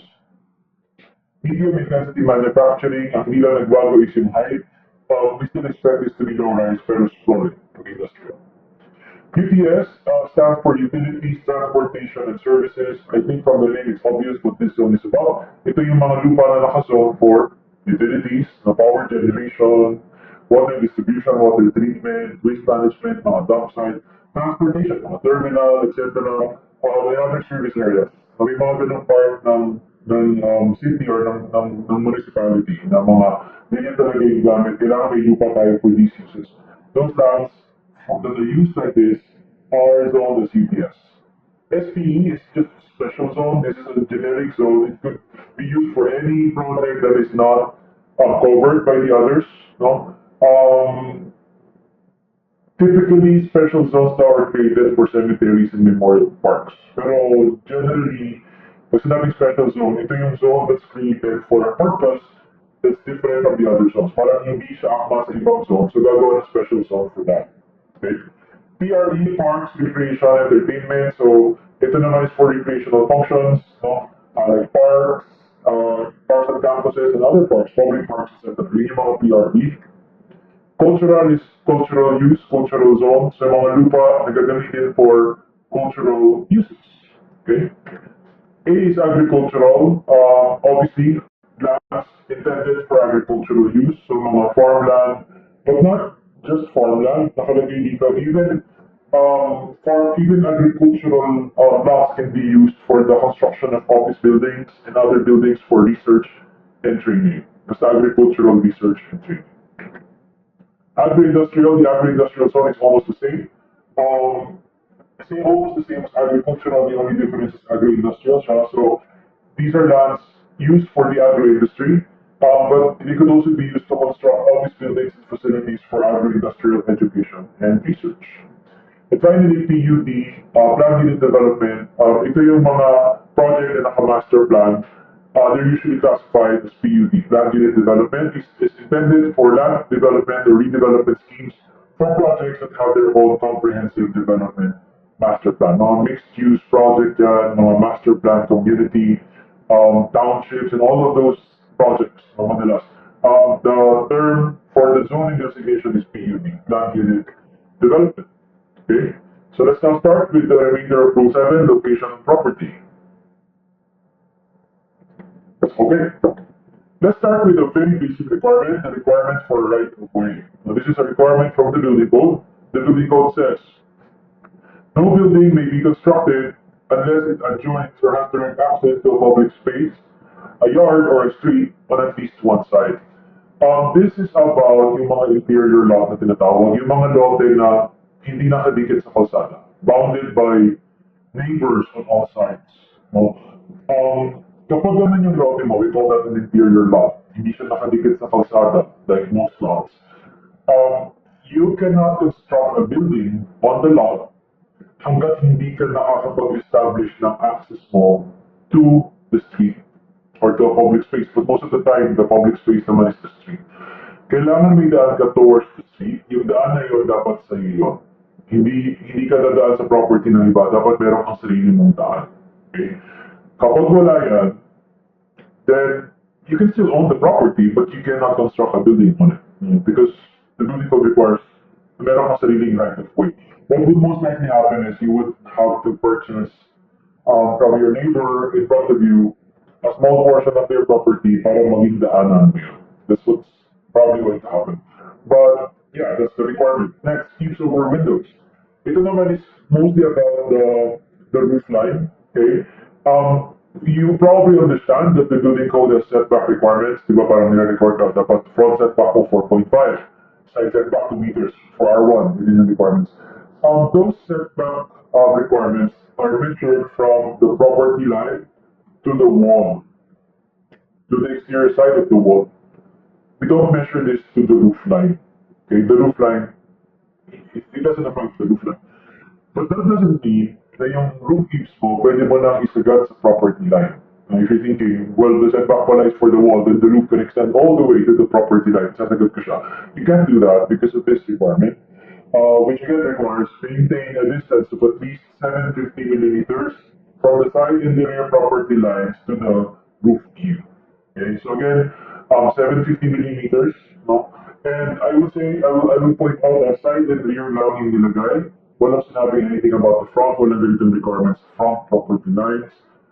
Side and rear lang yung sinabi. Let's talk about firewalls. Quickly define firewalls. Firewalls are fireproof barriers that prevent the spread of fire between buildings. We all know that. There's nothing new about that, nothing special. What's more important is the second part. Why are firewalls important and why are they discussed in details of building code? Because firewalls lower the open space available. Now, the moment you add firewalls to your project, nababawasan ang open space yung project kasi yung space sa gilid that would have been set back, naging building kasi nag-firewall ka. So, that's why we have rules, we have limitations on firewall constructions. You cannot have too much. No, merong limit. Allowed ka in many instances to have firewalls, but not too much. They cannot be too tall, they cannot be too long. We're about to look at the rules now. So let's start. How much firewall can you build? This is an important thing. Kasi I would expect kahit sa tanong nilalabas yan. You should know kasi how much firewall you're allowed to build. It's the limitation is given per zone. Iba-iba yan per zone. So we're going to have to do this one by one. So R1, we start with R1. It's actually easy. You cannot build firewalls in R1. Okay, if you remember, sabi natin, R1 kanina was, what did we say? Low density residential, single detached dwellings. Okay, so that's really why you cannot build firewalls here. Kasi by definition, R1 should have single detached dwellings. And pag sinabing single detached, ibig sabihin, wala firewall. So yeah, firewalls are not allowed in R1. But that's not the end of the story. May konting kwento pa dito. This is not a firewall, but sometimes you may need a wall on the property line for your carport, for example. Sometimes you need to build a wall on the property line. But you can't build firewalls, so what can you do? This is what you can do. Okay, nakalagay dito, if you need a wall on the property line, say for your carport, you can build this wall. This is fine, this is allowed for R1. Ang rules down are the following. Number one, do not be taller than 3.2 meters, so that's the first requirement. Second, it cannot be solid concrete throughout the entire height. Okay? The bottom portion, the bottom 1.5 meter portion can be solid, but above that, it has to be made of perforated concrete blocks. Okay? And you'll see that above the 1.5 meter line, it's perforated. So that's correct. Now that's how it's supposed to be. So again, is this a firewall? No, it's not. But is it allowed in R1? Yes. Okay, for R1, this is parang the closest thing you'll get to a firewall. It's not quite a firewall, but it's the best that you can build. Kung kailangan mo ng wall sa property line. Next, paano sa R2 naman? Can you build firewalls? Yes. Sa R1 lang naman talaga bawal. The rest pwede. Ang tanong na lang is how much? How long? How tall? Etc. If R2 yung zoning ng property, you can have a firewall on one side only, okay? It shouldn't exceed 80% of the length of the property line. So choose one side. When we say side, we mean either the left or the right side. No, bawal it's the front, bawal it's the rear. Either the left or the right. Pili ka lang, choose one, and don't occupy more than 80% of the side property line. For R3, you have two maximum configurations that are allowed. You have option A, option B. For option A, two sides. For option B, side and rear. We still have two sides. Ayan. So ito yung option A, two sides. Option B, side and rear. Ano yung limits? If you choose option A, you can occupy 85% of each side. Now, if you have two sides ka, 85% of the property line per side. But make sure that the total length of both firewalls do not exceed 65% of the lot perimeter. When you add the two firewalls, their length shouldn't be greater than 65% of the lot perimeter, and they cannot be taller than 2 floors. If you go for option B, the option B, side and rear, 90% lang ng side, 90% lang ng rear. Now, the only time that you can do 100% is for the rear, and only if it's 4 meters long wide, 4 meters wide lang or less. Okay? If it's more than that, then I'm sorry, you have to stick to 90%. Pero kung 4 meters or less, pwede mo isagad yung rear, 100% may firewall. But only then. Okay? Other rules, when you add all of the firewall, they shouldn't be longer than 50% of the lot perimeter. As for the height, 2 stories high for the side, 3.2 meters high for the rear. That's the maximum height. R4 naman, well, yeah, two sides basically sa R4. You can do firewalls on two sides, 85% per side. Total, when you add both, should not exceed 50% of the lot perimeter, and maximum height is 3 floors, not for R4. Lastly, for R5, very similar to R3. Meron kang two sides and side and rear, so ganyan yung options mo sa R5. Ang nagbago lang ng konti is yung mga number. So, sa two sides option, option A, 75% per side, total should not exceed 50% of the lot perimeter, maximum height 8 floors. If you go for side and rear, 65% lang ng side, 50% lang ng rear, total should not exceed 60% of the perimeter, 8 floors for the side maximum, 14 meters for the rear minimum. So that's R5. Okay, so that's very detailed, no? But that's just for the residential zones. Paano kung non-residential yung project? For non-residential projects, ito yung rules. Wala na tayong detailed rule per zone. Okay? Nakalagay na for commercial, institutional, and industrial projects, you can build firewalls, but there are 4 conditions. Number 1, your building must have a sprinkler system. Number 2, you have to have fire retardant or fire suppression devices. Number 3, the total firewall length cannot exceed 70% of the lot perimeter. And number 4, you have to have setbacks from the road. What that means is you cannot have firewalls on the roadside, which I think is obvious. No, don't do that. But yeah, anyway, nakalagay naman yan. Pag road right of way, dapat may setback. Hindi pwedeng fire. Okay? Let's talk about allowable floor areas now. Ano yung area that you can have for the building? Ano yung maximum? Kasi, obviously, may limit yan. Hindi yan parang as many as you want. No, there has to be a limit, and it has to be parang not too much. So, ang tanong, ano yung limit? How do I find out the limit? Well, first, we have to name this quantity. Ano ba tawag dyan sa parang total area ng building? There are 2 quantities, pero most likely, the more basic one is TGFA, total gross floor area. Meron pa kasi isang GFA, we'll get to that later, pero pag TGFA, total gross floor area, this pertains to the total floor area of the building, including services and parking. So ang idea ng TGFA, for now, I won't detail it too much, but for now, isipin mo lang, ina-add mo lahat ng floor area ng building. Okay, why are you doing this? Kasi you need to be sure na hindi ka na malagpas sa allowable. Kasi may limit ang TGFA. That's the idea. TGFA includes everything, including services and parking. Unlike GFA, we'll talk about GFA later, pero I'll tell you now, for GFA, we don't include services and parking. Okay? Pero bottom line, let's just think of TGFA as parang the total area of the building. Total floor area of the building. Ang sabi natin may limit dyan and bawal ka lumagpas. Paano mo malalaman kung ano yung limit? Kasi kailangan alam mo yung limit para di ka lalagpas. So, TGFA maximum is, it can be computed in different ways, but the most often used method is using the maximum TGFA table. Table 7.1 in Rule 7. Sorry, ignore yung page numbers ko. Okay? We have different copies kasi so my page numbers might not be the same as yours. Basta look for table 7.1 in the building code. Ito yung itsura ng table na yun. Yun. Again, this table gives us the allowable maximum total gross floor area. Bibigyan ka niya ng formula to compute for the TGFA max, is what we call that value. Make sure that when you design, hindi ka lumalagpas dyan. Okay? For example, nakalagay, 3 times 70%. Ibig sabihin daw, kunin mo yung 70% ng lote, 3 times, 70% of the total lot area, and multiply that by 3. That's the maximum TGFA allowed for the building. So make sure hindi ka lalagpas doon as you design. Baka masyado nang malaki yung design. That's the idea of TGFA max. Now, again, the limit, no, the TGFA max value, you get that from this table, but the value that you get will depend on three things. No? It depends on the lot type, the zoning, and the presence of firewalls. Okay? Meaning, pag tinanong ko sa exam, what is the maximum allowable TGFA for project number 6? Okay?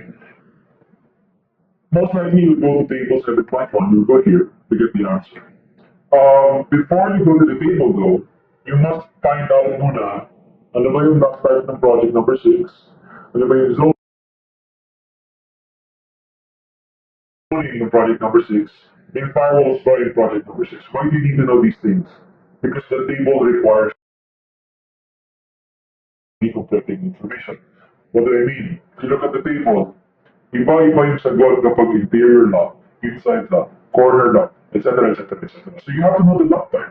You have to know the zoning. Iba yung sagot sa basic R2, this is the maximum R2. Natural, mas lalong iba yung sagot sa commercial zone, hindi bang zone. And then, again, I cannot show you the entire table kasi ang laki ng table, pero iba pa yung sagot ng firewalls and no firewall.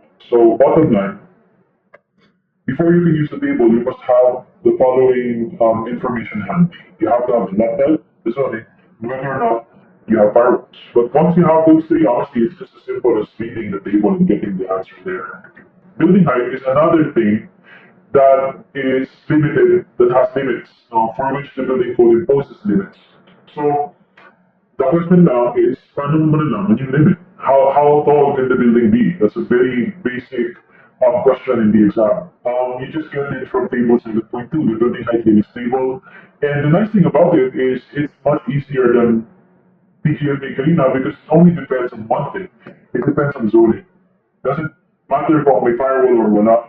It doesn't matter kung anong lot type. What matters is nasa ang zone ka ba. Okay?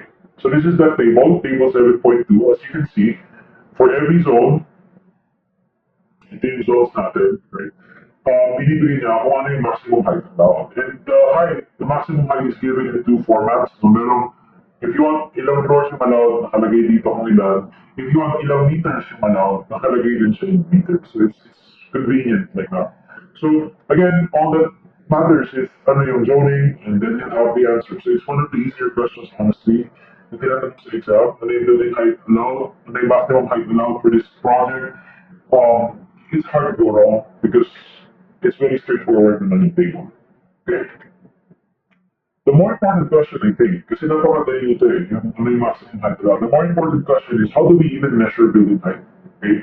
For some people, it might seem like a stupid question because what do you mean? When you say you measure building height, you measure it from the bottom to the top, right? That's how you measure building height. And that's kind of true. The building code does say that when you measure building height, you measure it from the established grade line to the topmost portion of the building. However, ano ba yung grade line and ano ba yung topmost portion of the building? We have to define that with some specific definitions in the building code. We're about to talk about, we're about to define that now. But before I do that, let's just quickly get this out of the way. When you measure building height, we do not include signages on top of the building. We do not include masts. We do not include antennas or telecom towers. These are, we call them allowable or allowed projections above the roof, but we don't consider them as part of the building, and therefore they are not considered as part of the building height. Okay? Now, that's it. Let's go back. Paano ba minimeasure the building height? Sabi natin, we start from the grade line. We end at the top of the building. What is the grade line? How do you establish the grade line? The grade line, according to the building code, is the highest adjoining sidewalk. Yung pinakamataas na sidewalk na nakadikit sa building. Or pwede rin natural grade line if you want. There's probably just a small difference between the two. So, that's the grade line. That's where you begin the measurement. It becomes a bit complicated when the lot is sloping. If the lot is not flat, which sidewalk do you take? Which grade line do you take? Do you measure it from the highest point of the lot, or the lowest point, or the midpoint, or where? Ito yung rule. What you do kapag sabi na yung lote is, i-check mo ano yung height difference between the highest and the lowest points of the lot. Okay? The height difference between the highest and the lowest points of the lot. If the difference is 3 meters or less, then you start the measurement from the highest grade. If the difference is more than 3 meters, then you take the average of the two and you start the measurement there. I'll show you what we mean in their illustrations. These are illustrations from the building code. Where does the measurement begin? Sabi natin, the measurement begins at the established grade line. But what is the established grade line? If the lot is flat, then it's simple. Either the sidewalk, the highest sidewalk, or the grade line, whichever. There's probably a small difference between them. You can measure from either. Pero kapag sloping yung lote like this, what you're supposed to do is you're supposed to take the highest and the lowest points, okay? Depending on the difference, the magbabago yung measurement mo. If the difference is 3 meters or less, then you start the measurement from the highest point. But if the difference is malaki, like more than 3 meters, you start from the midpoint. Midpoint of what? Ito yung highest point, ito yung lowest point, this is the midpoint, this is where you begin the building height measurement. The average between the highest and the lowest points. Okay, so that's how you're supposed to begin the measurement. Next is, how do you end the measurement? Where do you end it? Where's the top of the building? Sabi natin, we end it at the top. But what is the top of the building? Kung flat roof yung building, then the flat roof is the rooftop. That's the top of the building. The top of the building is the rooftop. Kung flat, like deck or whatever. Pero kung sloping yung roof, the top of the roof is the middle of the roof height. Okay? Ito naman yun. Pakita natin sa drawing. Kung flat roof, then straightforward. It's up to the flat roof. Kamay pa nga kung may parapet for some reason, kasama daw dapat yung parapet. Pero kung sloping yung roof like this one, you don't measure it all the way to the apex, which is what a lot of people expect to do. You only measure it up to here. What is here? This is height of the roof divided by 2. That's where you end the measurement. That's the building height. That's where the building height measurement ends. Okay, so that's the rule. A quick note on the towers, spires, and steeples. Ito yung mga towers, spires, steeple, this one. In the drawings kasi you'll see nakalagay spire, tower, 6 meters max. I would just like to point out that 6 meter maximum height na yan is not always true. Kasi ang nakalagay sa text, 6 meters maximum, yung limit, yes, if the tower or the spire is made of combustible materials. Pero kung hindi naman siya made of combustible, incombustible naman siya, then there is no 6 meter limit. You can do whatever height you want. Your only limit is your structural design. But whatever height that your structural design can support, you can actually do. Okay? So that's that. Okay, one last thing about building height limits. Sabi ko kanina, napakadali ng building height limit. Pag tinanong ko kung anong maximum height for the project, you just go to the table, you can't go wrong, etc. I said that. This is the only possible complication. Okay? This is the only thing that could complicate your answer. And this is narrow roads.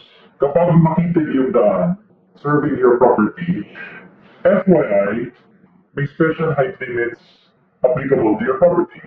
Okay? This applies to properties served by roads 7 meters wide or less. Kapag ganun kakita yung daan, 7 meters or less, please be advised na meron special height limits for you. Okay?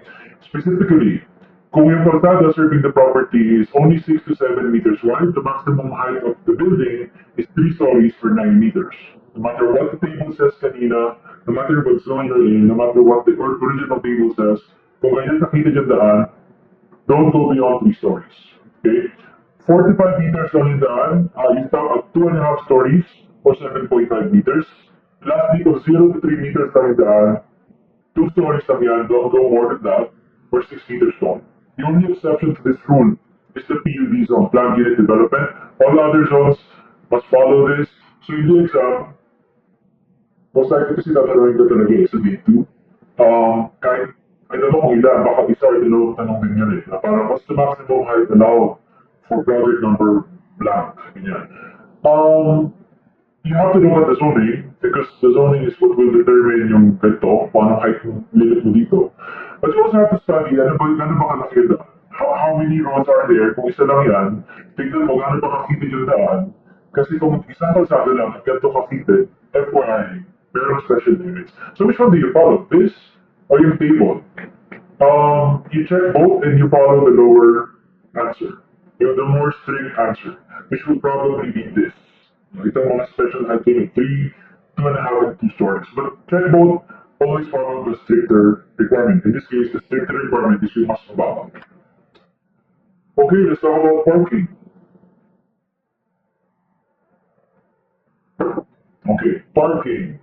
Let's start with the pinaka-basic, the parking discussion, and that is, gaano kalaki ang parking slot? Okay, yan, nakalagay sa slide. As you can see, it mostly depends on ano bang sasakyan yung ipapark. But sometimes, it also depends on paano mo ba ipapark yung sasakyan. In the case of the car, for example, kung perpendicular, iba yung sa dimensions ng parking space. Kung parallel parking, iba yung dimensions. So anyway, let's just read the numbers. Okay? Kapag kotse, park perpendicularly, 2.5 by 5. Kapag parallel naman, 2.15 by 6. Minimum yan ha, feel free to increase. Kapag jeepney, 3 by 9. Kapag standard truck or bus, 3.6 by 12.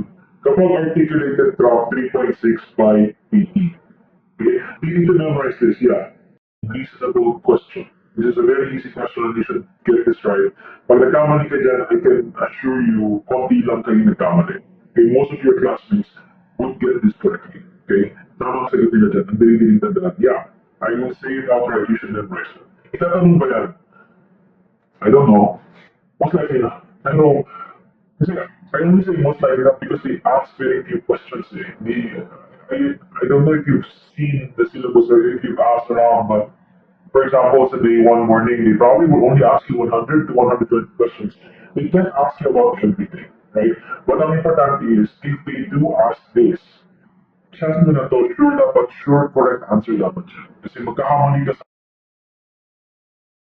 This is one of the easy ones. So yes, if you're going to ask me, should I memorize this? Yes, absolutely you should. So anyway, this table tells you how big the parking space needs to be. Alright. Next question. How many parking spaces should you have? That question is answered by a table. Table 7.4. It's in row 7.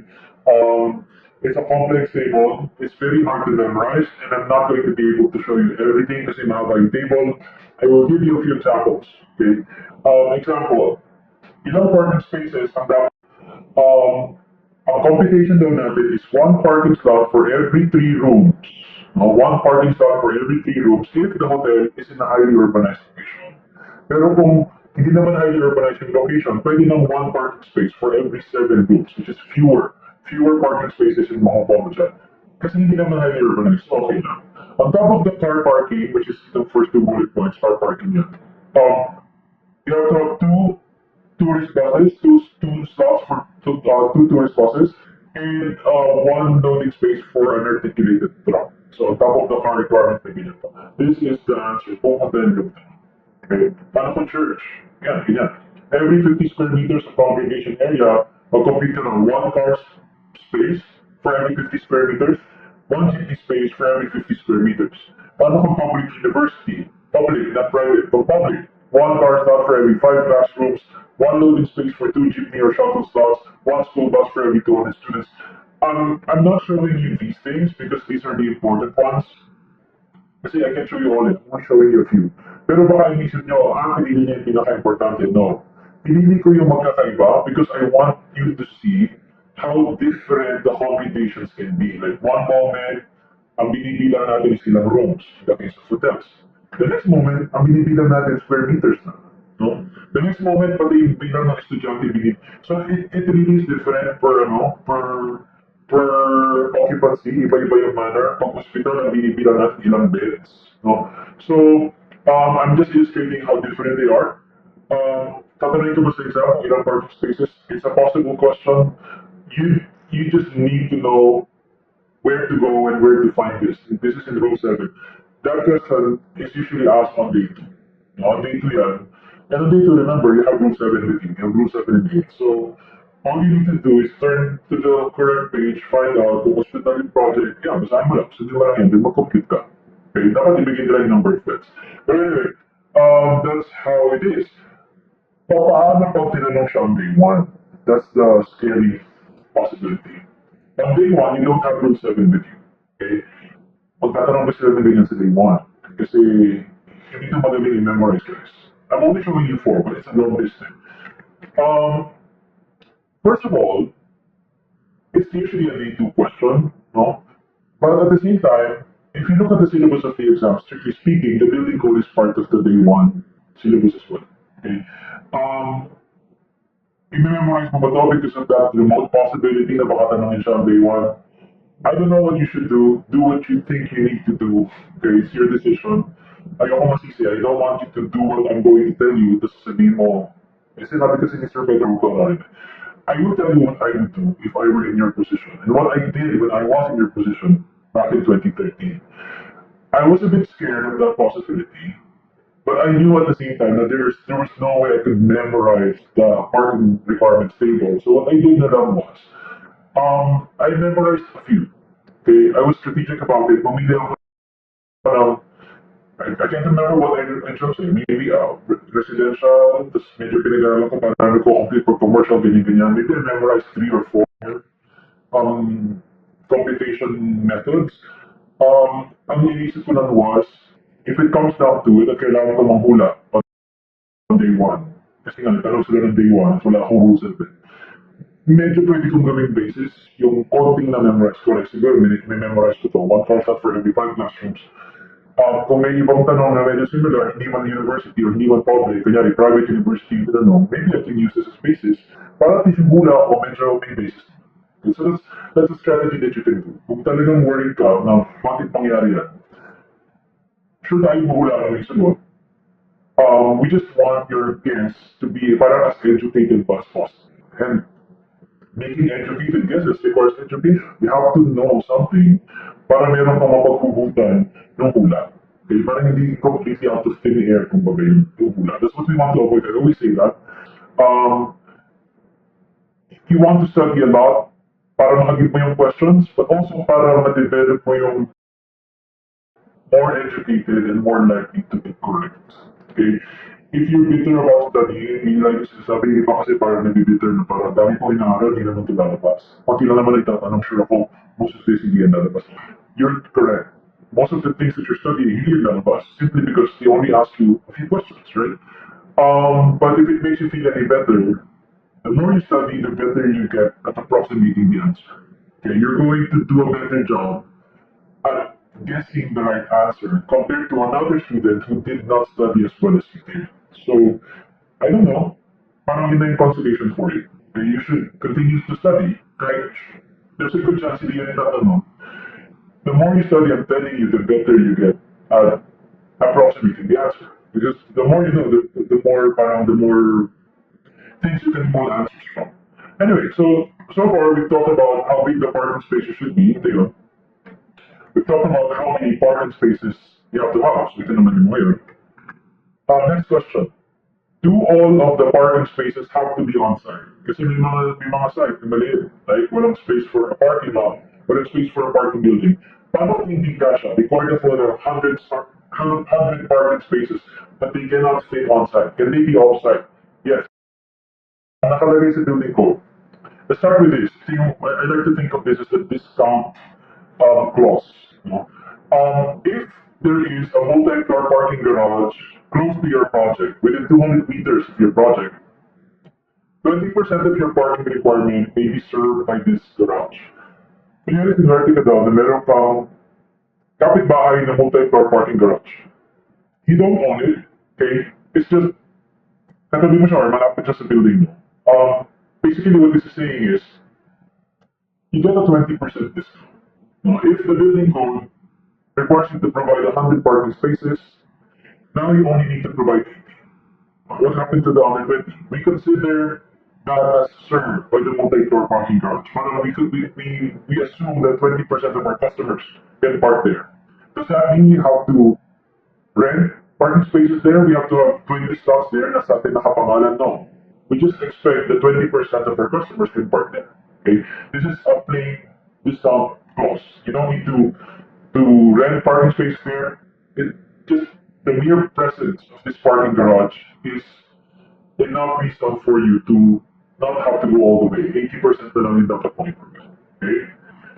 Now, what if, even with the discount, hindi pa rin talaga kasha? Like, masikip pa rin yung lobby, you still can't fit 80 slots. Can you, is there any way we could still reduce it 80? Yes.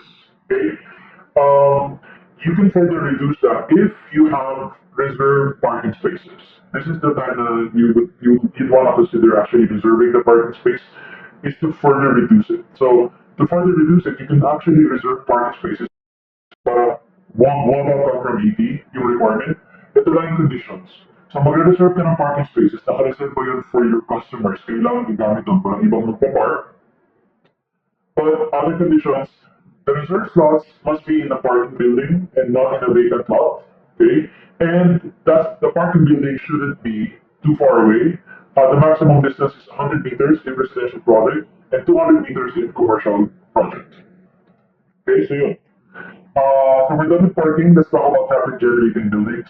I'll just go to this drawing. It's easier to explain with this drawing. What are we looking at? We're looking at the road intersection. Okay, kalsada to, which is also a road. They intersect here. And this shaded square is what do you call this? A traffic generating building. Think of a mall.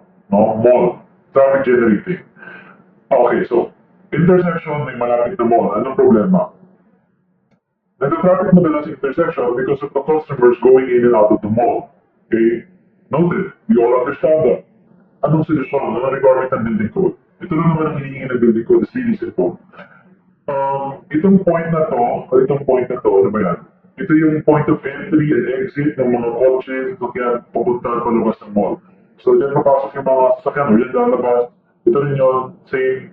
Ayaw natin na masyado yung malapit sa intersection because honestly, it's not the building itself. That's the problem. It's these points eh. Yun yung nagiging choke point eh. Yun nagkaka-traffic. So what is the building code asking? Please maintain a minimum distance of 50 meters. This is a really short distance.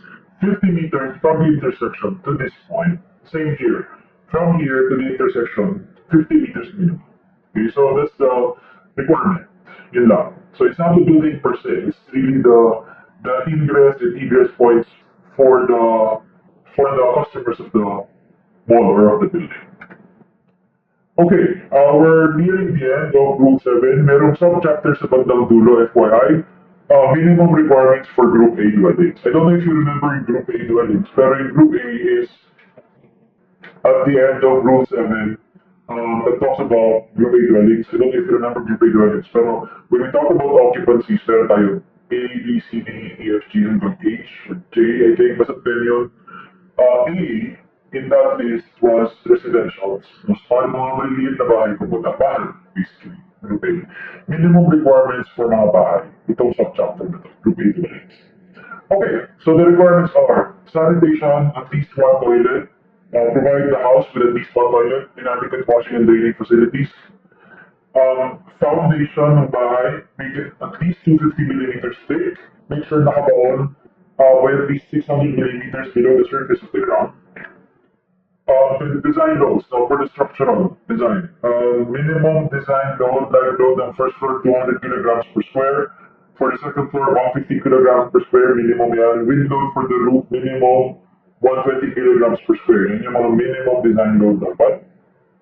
Stairs, okay, minimum width 750, maximum riser 200, and minimum tread 200. Disclaimer sa baba nakalagay. Take note that these dimensions do not match the usual requirements for stairs in Rule 12. Merong minimum dimensions and riser, tread, width, yung mga ganyan, maximum riser, minimum tread.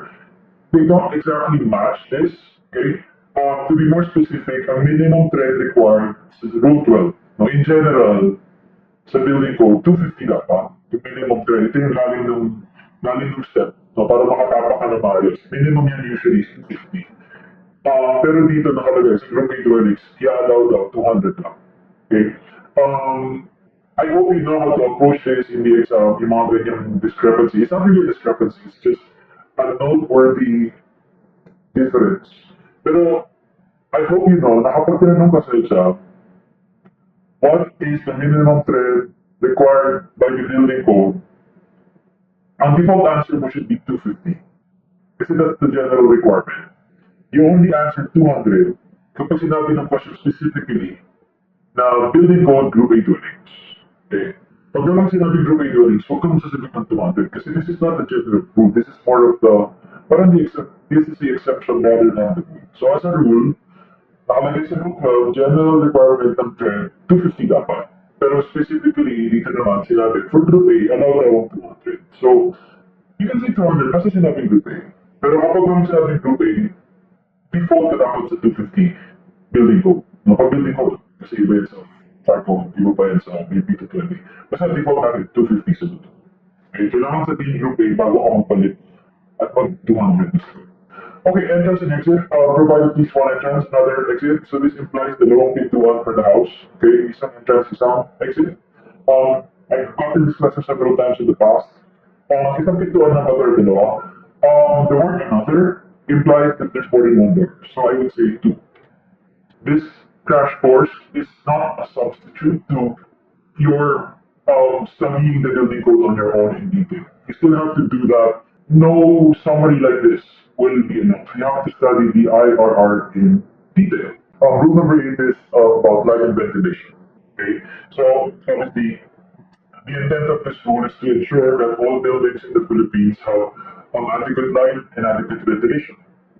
So since this is about light and ventilation, there's no surprise that this chapter is going to deal with those aspects of the building design that affect how much light and how much ventilation buildings get. Now, this rule is going to be about things like setbacks and room sizes and ceiling heights and window sizes. All of these things can affect how much light and how much ventilation buildings get. So that's the parang focus of the room. But there are parang topics that are not as, parang strictly speaking, related. No? But anyway, let's just go over the topics. I'm starting with this. Let's go back to what we learned in Rule 7 in PSO, TOSL, RUSA, and VISA. So the things that we know so far are the following. Number one, when you add PSO and TOSL, you get the total lot area. This is true, we said that. That's true. When you add RUSA and VISA, you get the total open space. That's also true. What's new in Rule 8 is this. The code sets a minimum value for USA and a maximum value for ISA. This is definitely true. How do you know ano yung minimum value for USA and maximum value for ISA? They're all given in table 8.1 on page 131. Okay, so that's how you get that. Basta ang minimum is, ang importante is, may minimum USA tayo, USA is the unpaved, and then kabalitaran, yung sementado, yung paved, may maximum naman tayo. You cannot exceed the maximum that is set. Okay, now let's talk about the lot type. The code defines 7 types of lots. Okay, I won't read the list kasi isa-isahin natin siya. Starting now. The first one is the inside lot. Ito yung inside lot is sometimes referred to as a regular lot as well. No, regular lot. Ang importante sa inside lot is it's bounded by a public road or a street on one side. So in this case, not the calzada. So one side of the calzada is an inside lot. Most lots are inside lots. No, borrowed lots, inside lots. Yeah, maraming projects na ibibigay sa exam or binibigay sa exam inside lot. Of course, ginagamit din yung iba, pero yung inside lot yung pinaka-common because it's kind of the default, the regular lot. It sounds similar, but it's so different yung interior lot. Okay, na-mention ko siya kanina, ito yung sinasabi natin na hindi siya nakadikit sa kalsada. We call that an interior lot. And what we said earlier is still true. Kapag interior lot, you cannot really build on it unless you have access to the street. No? So in this case, as you can see, kailangan mong bumili ng right of way dun sa kapitbahay mo sa harap. You have to talk to the person, ask, can I purchase this, ganyan. Until you have secured this, you cannot build anything here. Okay? You can own it, but you can't build a house here unless wala kang right of way. Okay? If you're worried, paano kung ayaw ibenta, pag-usapan nyo, you can actually go to court naman. Well, yeah, let's not do it. But yeah, you can go to court if you're curious. I've read some decisions by the Supreme Court pertaining to this. You just have to prove now this is the least parang ito yung pinaka hindi factor na option for everyone, no? Kasi some neighbors would say, bakit ako yung nakabalahin? Bakit hindi siya doon ganyan, ganyan, ganyan? Bakit hindi na siya dito bumili, ganyan, ganyan? Most of the time, we just have to prove na this is the most practical option for everyone involved. No? And you can be choosy. Now, as the person buying, hindi mo pwedeng i-require, gusto ko sa gitna. Okay, gusto ko dito. Ayoko doon. Gusto ko, you're not really going to be able to choose. Pero ang point is, the law kind of guarantees that you're going to be able to buy this. Okay? Ang hindi na ginaguarantee ng batas is you're going to get the best option that you want. No? There are times when sasabihin ng batas or ng judge or ng Supreme Court, kung umabot kayo ng Supreme Court na, no, huwag kang choosy, parang just buy this. This is the one that you will get. You don't get to be choosy. Parang ganun. Yeah. So anyway, bottom line, you have to have this right of way for your interior lot before you can build anything on the interior lot. Okay, corner lot, lot bounded by streets on two sides, two adjacent sides to be specific. When we say adjacent, this side and this side, magkadikit sila adjacent. Why do we have to say adjacent? Kasi kung two opposite sides, ibang usapan. We call that a through lot. So ito, lot bounded by streets on two sides, pero two opposite sides, one here, another one here. If you combine the two, corner lot and through lot, you get what we call the corner through lot. Basically, a lot bounded by streets on three sides. No? Kumbaga, sa isang side ka na lang may kapitbahay, the other side, puro kalsada, or in this case, may alley pa. Pero ang point is, wala kang ng kapitbahay dito, wala kang kapitbahay dito, and dito. Dito ka lang may kapitbahay. Corner through lot. Kung wala ka ng kapitbahay, period, no, like all sides may kalsada, or in this case, tatlong kalsada, alley, kasi ito may ilog. Ito na yung category mo. Corner lot abutting three or more streets, alleys, rivers, etc. Okay?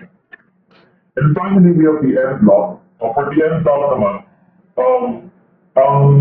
ang description ng building code sa drawing is this. Parang siyang corner lot, but it's on the other side of the bend. Di ba the street bends like this, bend yung street like that. Ito yung corner lot kanina. Ito naman yung end lot on this other side of the corner. Okay? Parang dito din sa corner lot, pero a bad corner lot. The bad corner lot is on the bad side of the corner kasi ito yung side na walang frontage. Okay?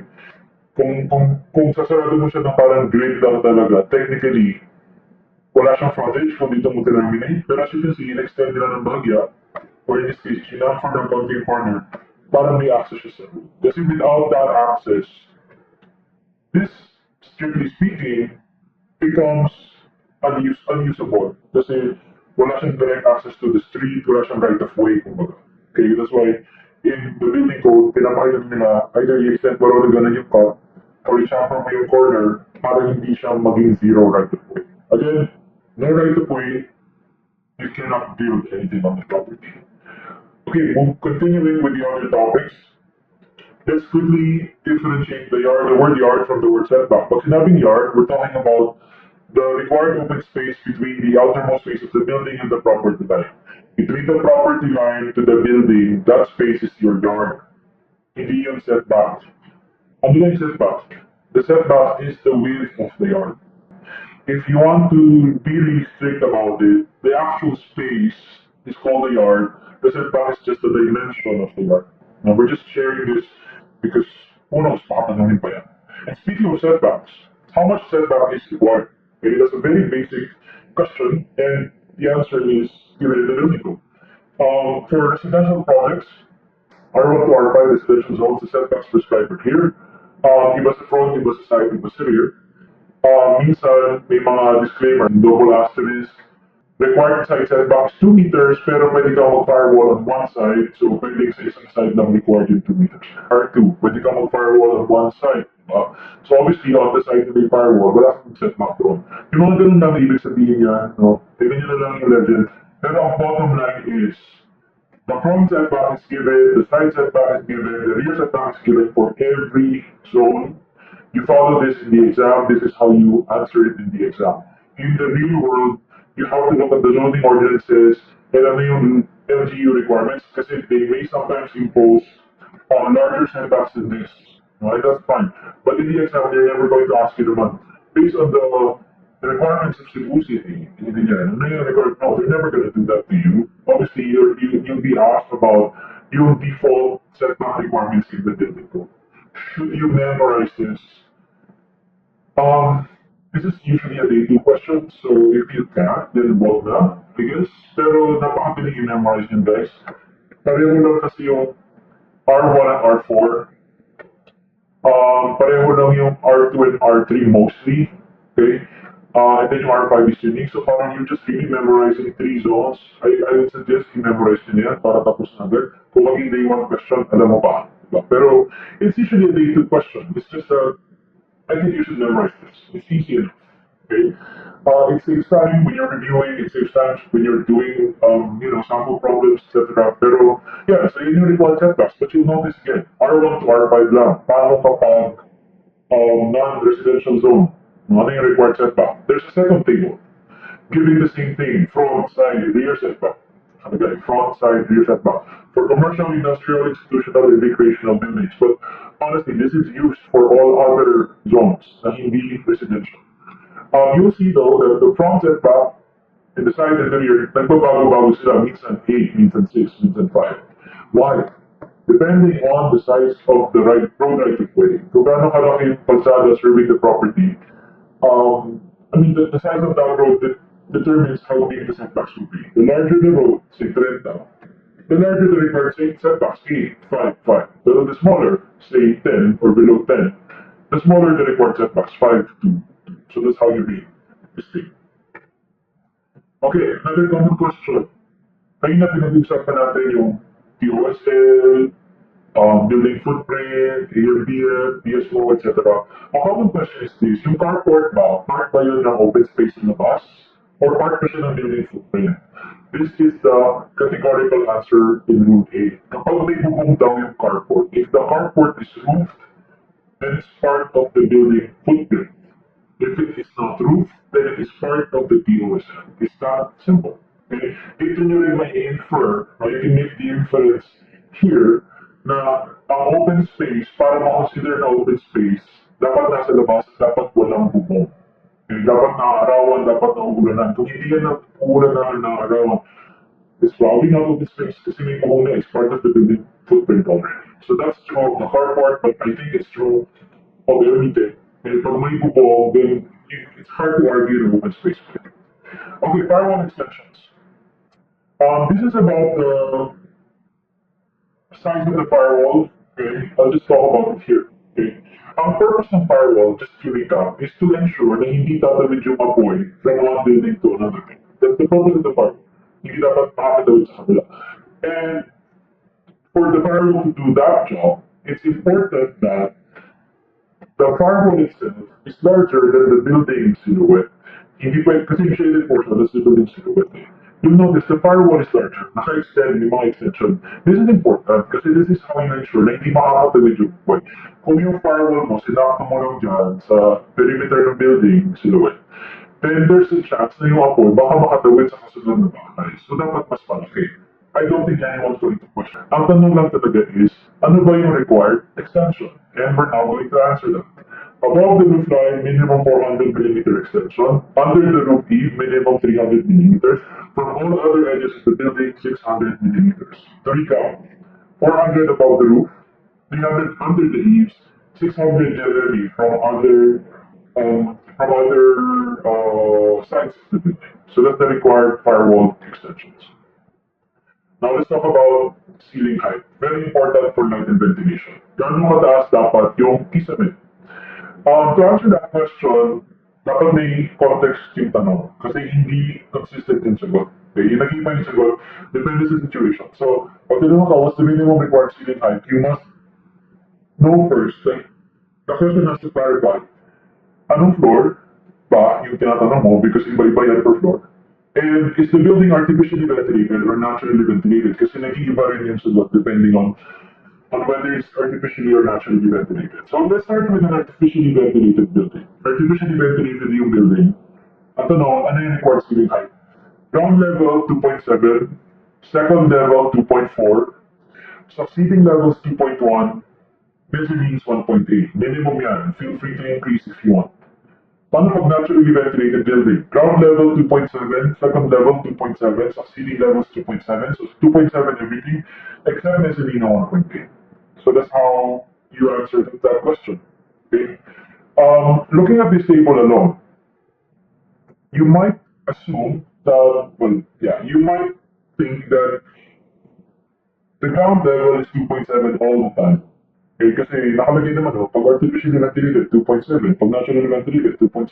So mukhang safe answer yung 2.7. Whatever happens, it's 2.7 for the ground level, right?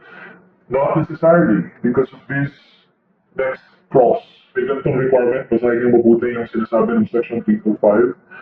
Pwede mag 2.4 meters yung ground level if these two things are true. One, we're just talking about a single-story building, meaning walang upper floors.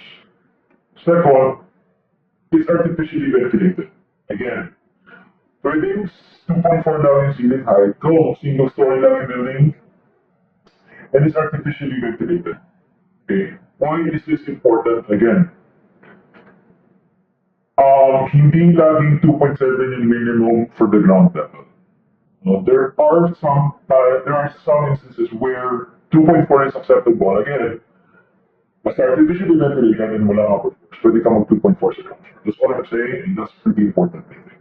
Okay? So, pero kung multi-story building, yeah, 2.7 tayo sa ground floor lagi, whether artificially ventilated or naturally ventilated. So, here we're illustrating to you, on this side is the artificially ventilated building, so 27, 24, and 21. Ito naman naturally ventilated building, 27 on all floors. Okay. Next is all about minimum room size.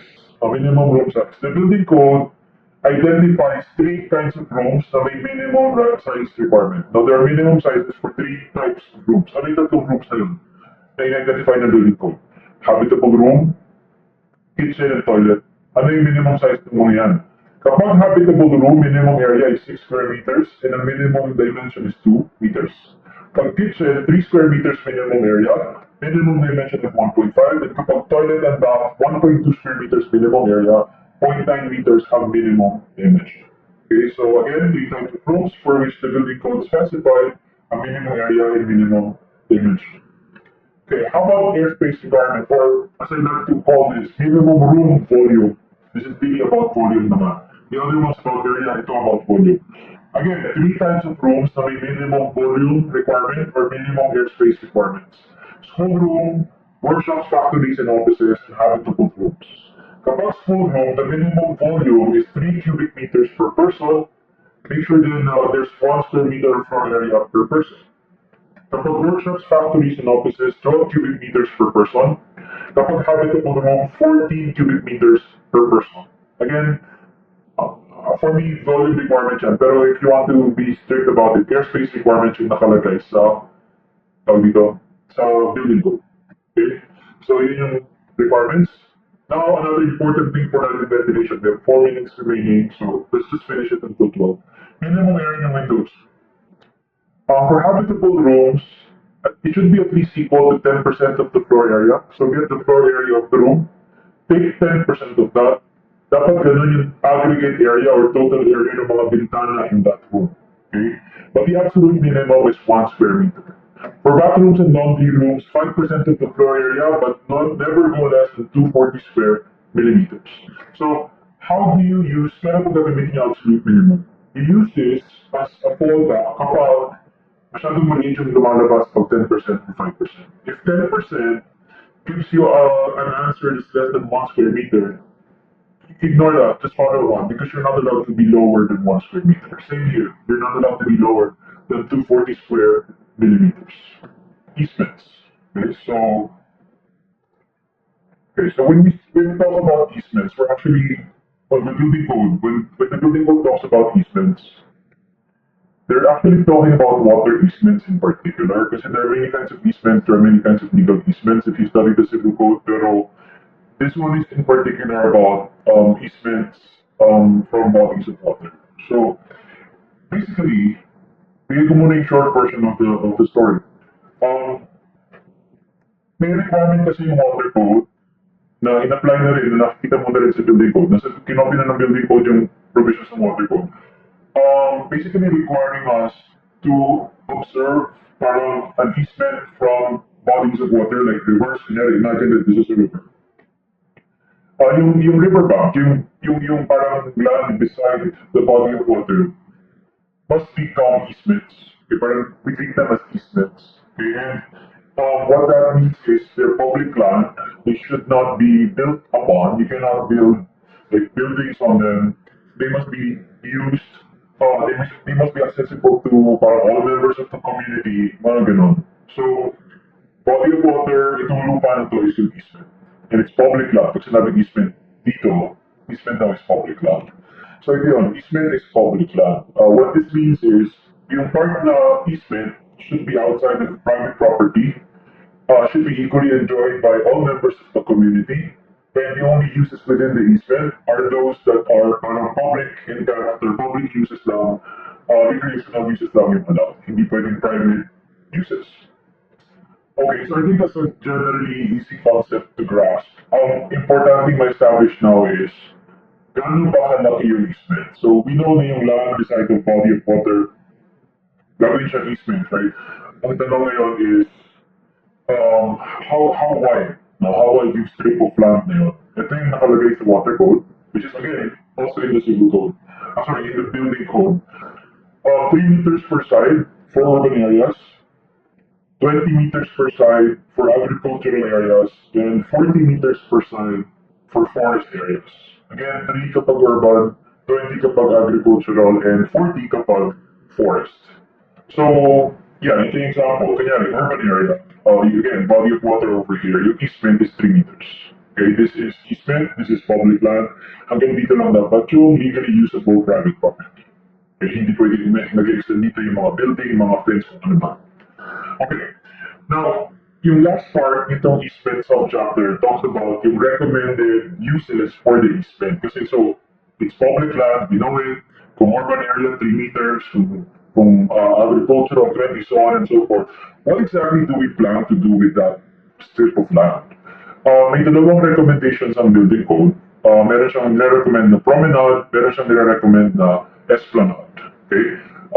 The promenade option is recommended for urban areas where the easement is only 3 meters wide.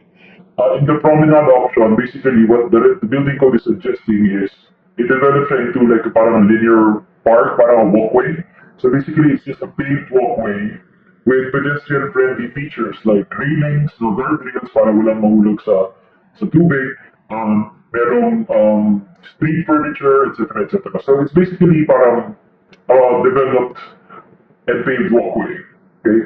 Pero for easements larger than 3 meters, another recommendation is itong, we call this esplanade. Okay, this is recommended if the easement is at least 9 meters wide, and this is basically parang an expanded version of the promenade. So yung 9-meter wide or more na easement mo, you're going to develop in this way. So meron pang promenade, portion 3 meters wide, right next to the body of water. Pero bukod pa doon, you have an expandable carriageway or calzada for vehicles and a sidewalk on the other side. Again, this is recommended for easements that are at least 9 meters wide.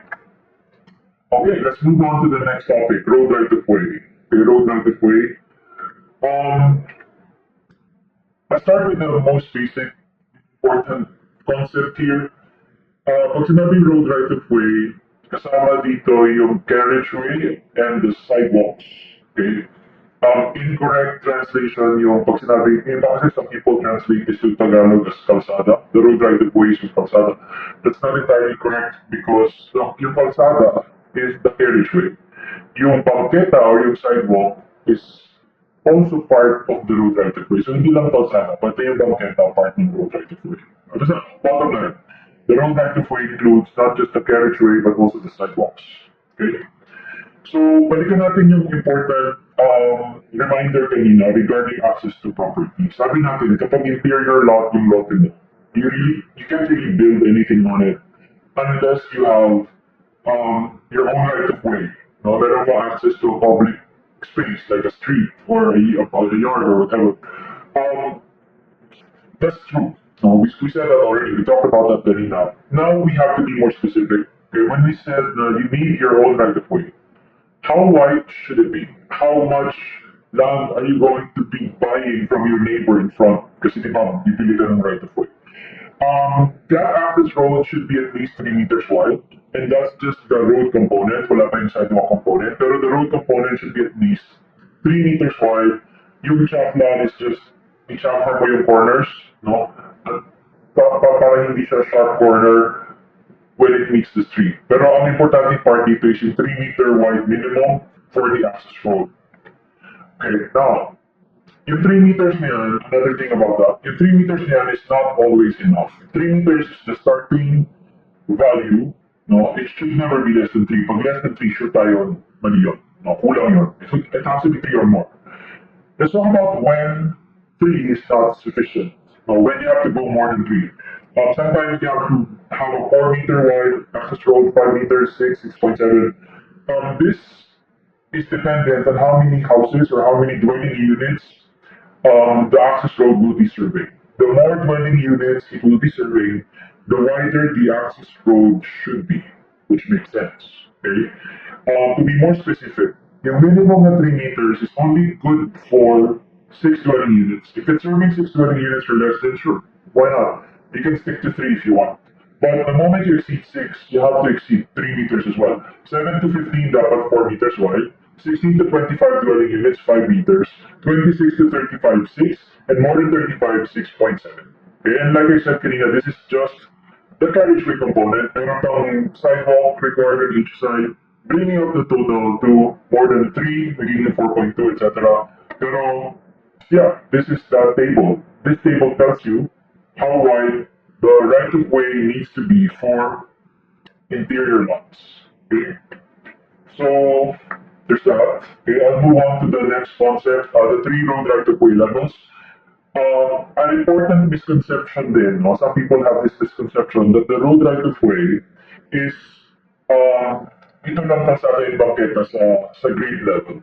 This is not correct. The road right-of-way extends above grade and below grade, meaning the area above the road and the sidewalk is still part of the road right-of-way. The soil underneath the highway, underneath the road and the sidewalks, those are still part of the road right-of-way. When they're part of the road right-of-way, ibig sabihin, hindi yun dapat part of private property and it cannot be used for private purposes kasi portion ng road right-of-way. Okay? So, you cannot occupy the space above or the space beneath, no, for private reasons. That's not allowed because that's still part of the road right-of-way. So, ito yung illustration in the building code. So, as you can see, road right-of-way below grade is basically lupa underneath, and above grade is just the air above. If you're going to occupy these spaces for any reason, you have to acquire the rights, you have to talk to the government, to the LGU, you have to have permission, and most likely you would have to be paying for the privilege, okay, of using that. Kunyari, what on earth could you use this for? Many reasons, many purposes. Like for example, gusto mo magpatayo ng footbridge, no, to make it easier for pedestrians to cross over to your building. You can't just do that because you would be occupying the road right-of-way above grade. Okay? So you can't do that without permission. You have to acquire the rights. You have to talk to the LGU and get permission first. Okay? This one I won't really read too much now, but ito yung road right-of-way above grade is just the airspace above. Ang importante yung capture dito is yung last bullet point.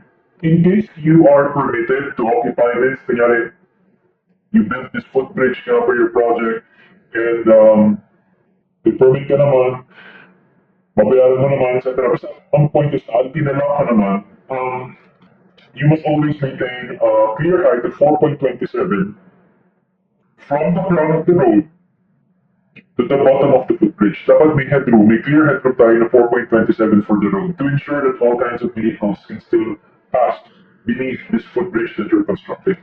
Okay? Okay, let's go to this illustration now. So when you read Rule 8, you'll see this sketch, no? Parang section of a road right-of-way that's 30 meters wide. The first thing I'd like to point out is this is not really parang a requirement. This is more of a suggested configuration, but you don't necessarily have to follow this exactly. Nakalagay naman, possible section lang at 30 meters wide. But this is a good guide. I mean, this is parang a good illustration of what they expect you to do. You might not be required to do this, but kumbaga, parang kung hindi ka naman sure what you want to do, maybe just do something like this kasi ito na yung parang one of the things that they recommend in the building code. So, what exactly did they do? So, meron silang 30-meter road right of way. What they did was, first of all, two-thirds of the available space, two-thirds of 30, ginamit nila for the street or for the carriageway. Ito yun. And then the remaining one-third, hinati nila into two sidewalks. So itong sidewalk na to, and itong sidewalk na to, take 1/6 yan kasi one-third divided by 2 is 1/6. The others, if you want kayo na magpasa, again, these are not really like required. No, this is just a suggestion.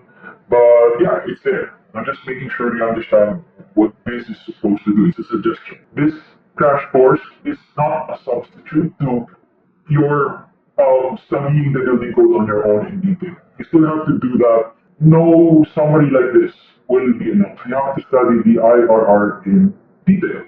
Okay, rule number 9 is about sanitation. Sanitation. So, I don't know if you've done the plumbing course already, kung tapos na kayo sa plumbing. If you are done with plumbing, then this should be very easy. If you haven't done the plumbing course yet, the plumbing subject, then this should still be easy actually kasi hindi siya very detailed. No, hindi masyadong detailed yung plumbing or sanitation chapter ng building code. Hindi siya nowhere near the level of details of plumbing code. Okay, itong sanitation chapter is very, very simple. So basic sanitation provisions nakalagay.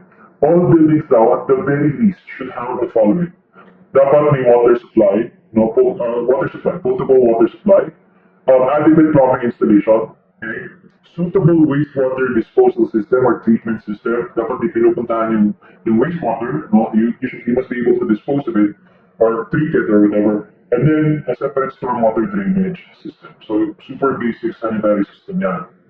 Next, as to disposing of wastewater, saan dapat itapon yung wastewater from the toilets, yung mga from the sinks, saan dapat yan pupunta.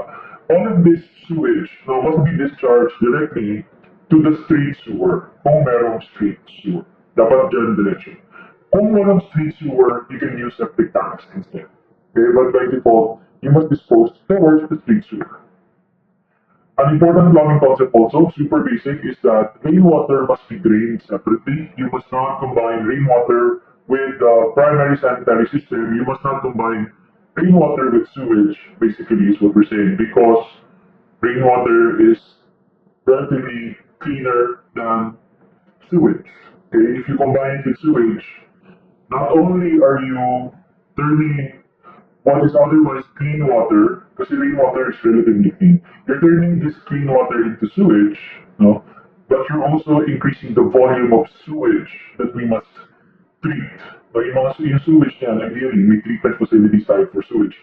You're increasing the volume, diba? So it's a very important and basic plumbing concept. No, that rainwater should not be combined with sewage. Dapat separate yung systems niya. Ito, broad requirement. All plumbing installations must conform to the requirements of the National Plumbing Code, which is correct. Okay, now let's go to rule number 10, building projections over public streets.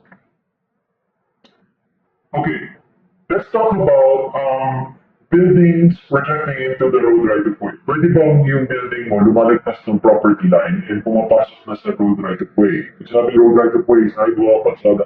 Pwede ba yun? Surprisingly, the answer is yes. No, well, not yes like all the time, yes, but yes, in some situations, this is actually permissible. Okay? There are specific instances, specific situations where this is allowed. So let's go over those situations. Let's start with, pwede bang yung foundation ng building lumalagpas ng property line and pumapasok na ng road right of way? The answer is, there are two instances where this is actually allowed. So ito na yung dalawang instances na yun. First, if the road fronting the property is a national road or a public highway, the building code allows na yung footing is lumagpas, pumasok na ng national road, 300 millimeters, about 1 foot yung projection, allowed yan, provided that the footing is located at least 2.4 meters below grade.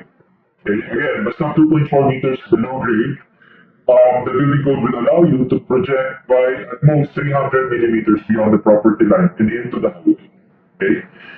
Second instance, hindi national road, hindi public highway, just a normal public street with a public sidewalk, can the foundation encroach? Yes, maximum allowable encroachment or yung lagpas is 500 millimeters beyond the property line and into the sidewalk, provided that this foundation or footing is at least 600 millimeters below grade. These are the two instances when the foundation may go beyond the property line. A quick note, um, all of these projections, kung lalagpas ka ng property line, dapat daw walang ma-obstruct na utility lines or service lines, kaya drainage, water supply pipes, etc. Mga ganyan, wala ka dapat tatamaan unless you're willing to pay for the cost of rerouting those utility lines, which I don't think you should be willing to do that. That's a lot of money. No, and that's a big hassle. Like, do you really need to do this? Anyway, so that's the requirement. Another important thing that I hope you notice is in no case, hindi, never inallow na yung foundation mo pumapasok sa mountain ng kapitbahay. Walang ganun tayo kinakontemplate here. Only the road right of way in front, yung pinag-uusapan natin. No? Walang sinabi ever na pwede yung footing mo umaabot sa kabilang mountain. Only. Okay? Another instance where the building is technically projecting beyond the property line is arcades. No, arcades. I don't know ito. May drawing dito ng arcade. Medyo complicated yung drawing nila, unfortunately. Pero focus kayo sa side na to. Sa side mo na nito. Okay? So ito yung building yan. May sidewalk, nakatayo yung tao on the sidewalk, and then this is the carriageway. Okay? Ang arcade is itong portion na to ng building. Nakaproject siya. Take note ito yung property line. Ito yung property line. Nakalagay yun. Well, hindi ko alam kung ba't nakalagay public. Basta ito yung property line. Here, ito na to, road right of way na to, yun yung sinasabi nila. This is not part of the property anymore. Public sidewalk na to, public carriageway na to. Yung arcade structure is that part of the building that projects beyond the property line and into the road right of way, usually above the sidewalk. Ito yung arcade. Is this allowed?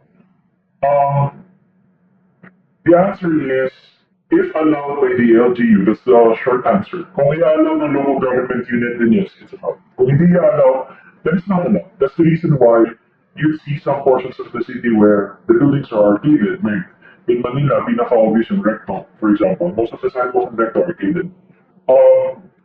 But in other parts of the city, hindi siya allowed. Kasi it's up to the LGU. Depende na yun sa planning department nila, sa kanilang plans for the city, which parts are arcaded, which parts are not, which can be arcaded, etc. So it depends on the local regulations, okay? But in any case, kung i-allow man yan ng LGU, always maintain a headroom of 3 meters above the sidewalk. Ito yun. Always maintain this headroom, minimum headroom of 3 meters above the sidewalk. Alright, let's now talk about rule number 11, protection of pedestrians. So this chapter is about protecting pedestrians, especially from the hazards of construction. So some general concepts first. No one can occupy the street or occupy the sidewalk for the performance of work. Let's say performance of work, like for construction, except in accordance with this rule. This rule will talk about occupying the sidewalk. Like, kung i-occupy mo yung sidewalk for construction, ito yung rule na dapat mong basahin. That's the first thing. We'll talk about this in detail in a bit. Pero the other concept is this. No construction work can be performed adjacent to a public way unless pedestrians are protected as specified in this rule. Whenever you do construction next to a public way, basically next to a public street or sidewalk, you have to ensure that pedestrians are adequately protected, and this chapter deals with that as well. Okay? Unahin natin yung first, yung pag-occupy ng sidewalk. That's mostly what this is about Nakalagay storage in public property. When we say public property, honestly, most of the time what we're talking about is a sidewalk. Can you occupy the sidewalk for construction? Kanyari, pwede bang gawing staging area yun? Pwede bang gawing parang gate ng job site? Pwede bang dyan pagtambak ng semento and buhangin? The short answer is, if you need a permit to be able to do that. So it's not no, it's not bawal, pero dapat may permit ka, essentially, is what we're saying. Okay? The basic rules are the following. If i-allow ka to store materials in public property like sidewalks, you must not obstruct utility provisions like fire hydrants, fire alarm boxes, and manholes. You should not interfere with drainage, and you should not interfere with vehicular and pedestrian traffic. Those are the general requirements. Pero assuming na nakapag-apply ka ng sidewalk occupancy permit, yun yung actually tawag sa accessory permit na yun, technically allowed to. Okay. Next, mortar mixing, however, is not allowed. This is one thing, however, that is not allowed. You cannot get a permit for this. Bawal maghalo ng semento sa kalsada. That's a basic rule. That's not allowed. Okay, suppose inoccupy mo nga yung sidewalk. May permit ka, nakapag-apply ka ng sidewalk occupancy permit. No? The building code requires na dapat palitan mo yung sidewalk ng temporary walkway. Kasi ang point dito is, yeah, inoccupy sa iyo yung sidewalk, but we must not, that doesn't mean that we're okay with pedestrians being exposed to danger. Dapat meron pa rin parang identified area kung saan sila maglalakad. So doon papasok yung temporary walkway. So the general rule is, kapag na-authorize ka to close off a sidewalk, to occupy a sidewalk, you must build a temporary walkway at least 1.2 meters wide para meron pa rin lalakaran yung pedestrians. If the street that you're occupying didn't have sidewalks to begin with, you still have to provide a temporary walkway, but it doesn't have to be 1.2, pwede nang kalahati, 600 na lang, 600 millimeters. Okay? And lastly, road right-of-ways that are 5 meters wide or less, medyo makita na yan, bawal maglagay ng temporary walkway. Okay, so that's the first part of Rule 11. It talks about occupying sidewalks, occupying public property. The other part of Rule 11 talks about protecting the pedestrian naman from the hazards of the job site, the hazards of construction. When it comes to this, protecting pedestrians, this is mostly going to boil down to two devices, fences or backbone, and canopies. Para lang we're all on the same page. I'll show you this one. This is building being constructed. Ito nakashade ito is the building being constructed. Ito yung kalsada, ito yung sidewalk. Okay, we're trying to protect pedestrians from the hazards that could arise from the building under construction. Sabi natin, to protect pedestrians, we normally have to deal with two types of devices. The fence, the fence, and when we say canopy, this is the canopy. It's on top of the fence. Okay? So, here, what we're trying to figure out now, what I'm about to explain to you now, is kailan ba required yung fence and kailan ba required yung canopy. Okay? That's the important thing. That's the important takeaway from this portion of Rule 11. Unahin natin yung fence, guys, kasi yun yung madali eh. Required ba yung fence? The answer is yes. Kailan? All the time. If you have a job site, you have to have fences. Where? On all sides, nakalagay entirely enclosed dapat yung construction site. All sides may fence, gaano kataas? 2.4 from the curb or the sidewalk. That's it. Fence, super easy. Required ba? Yes. Saan? All sides. Gaano kataas? 2.4. Done. Okay? Ang complicated is yung canopy. Okay? Do you have to have a canopy on top of the fence or pwede bang wala? The answer is sometimes required, sometimes optional. No, sometimes basically hindi required, pero sometimes required. Ito yung rule. This slide explains kailan siya required and kailan siya hindi required. Pero I'd rather explain it as a sketch. Okay? Kailan required yung canopy on top of the fence? Okay? Before I tell you kung kailan, I need you to understand muna yung thinking behind this rule. The thinking is this. Number one, taller buildings are more dangerous to pedestrians, okay? And therefore, the taller the building, the greater the need for that canopy, because that canopy serves as additional protection, okay? So the taller the building, the more we need that canopy, okay? So that's the first premise. The second premise, dalawa lang naman yung premise is this. The second premise is, the closer the building is to the sidewalk, the more we need that canopy, which I'm sure you understand. Obviously, pag malayo yung building, kahit huwag ka na mag-canopy, hindi naman, wala naman siguro malalagay sa tao kasi ang layo ng building, right? Pero kung malapit, dikit na dikit yung building sa sa sidewalk, then yeah, we probably should provide a canopy because that's very dangerous, no? Baka may malaglag, etc. So, based on those two premises, the taller the building, the greater the need for the canopy, and the closer the building is to the sidewalk, the greater the need for the canopy.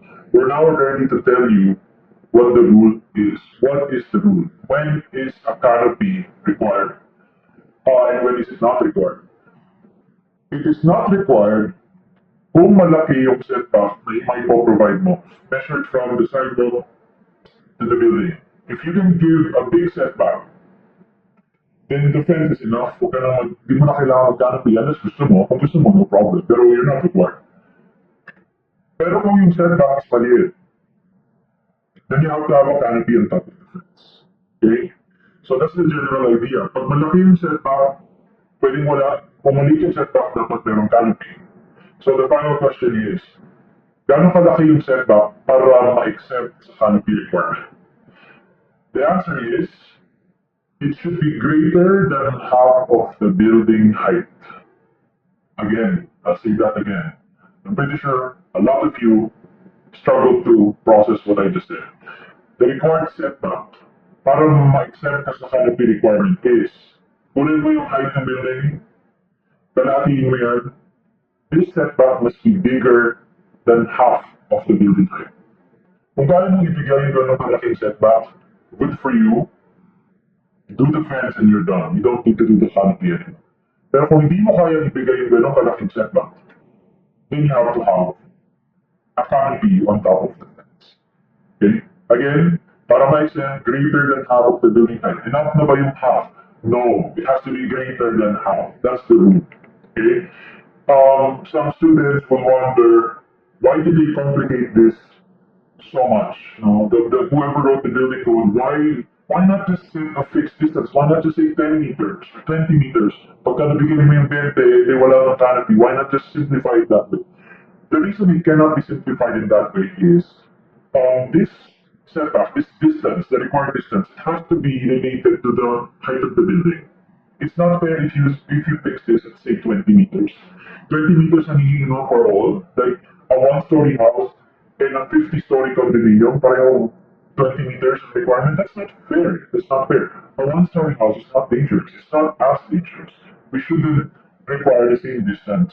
No? Pero yung mataas na building, yeah, I would understand kung malaking setback yung hihingin. So, ang sinasabi ko lang is, if you're wondering now, why can't we just make this a fixed number? That's the reason. But the distance has to be dependent, or it has to be related to the height of the building. Taller buildings need to be farther away because they're more dangerous. That's what we said from the beginning. So, yun lang. And if you're thinking, pero grabe naman yata, sir, greater than half of the building height, so kung 50-story building yan, gano'ng kalaki yan? So, 25 times 3, 75 meters, parang napaka-unreasonable naman ang hinihinging distance. Remember, hindi ka pinipilit na mag-setback ng ganyan kalaki. All we're saying is, kung hindi mo kayang ibigay, no problem, just put a canopy on top of the fence. We're just talking about the canopy. No one is requiring a massive setback. If you cannot provide the setback, no problem. Okay? Just provide the canopy and you're done.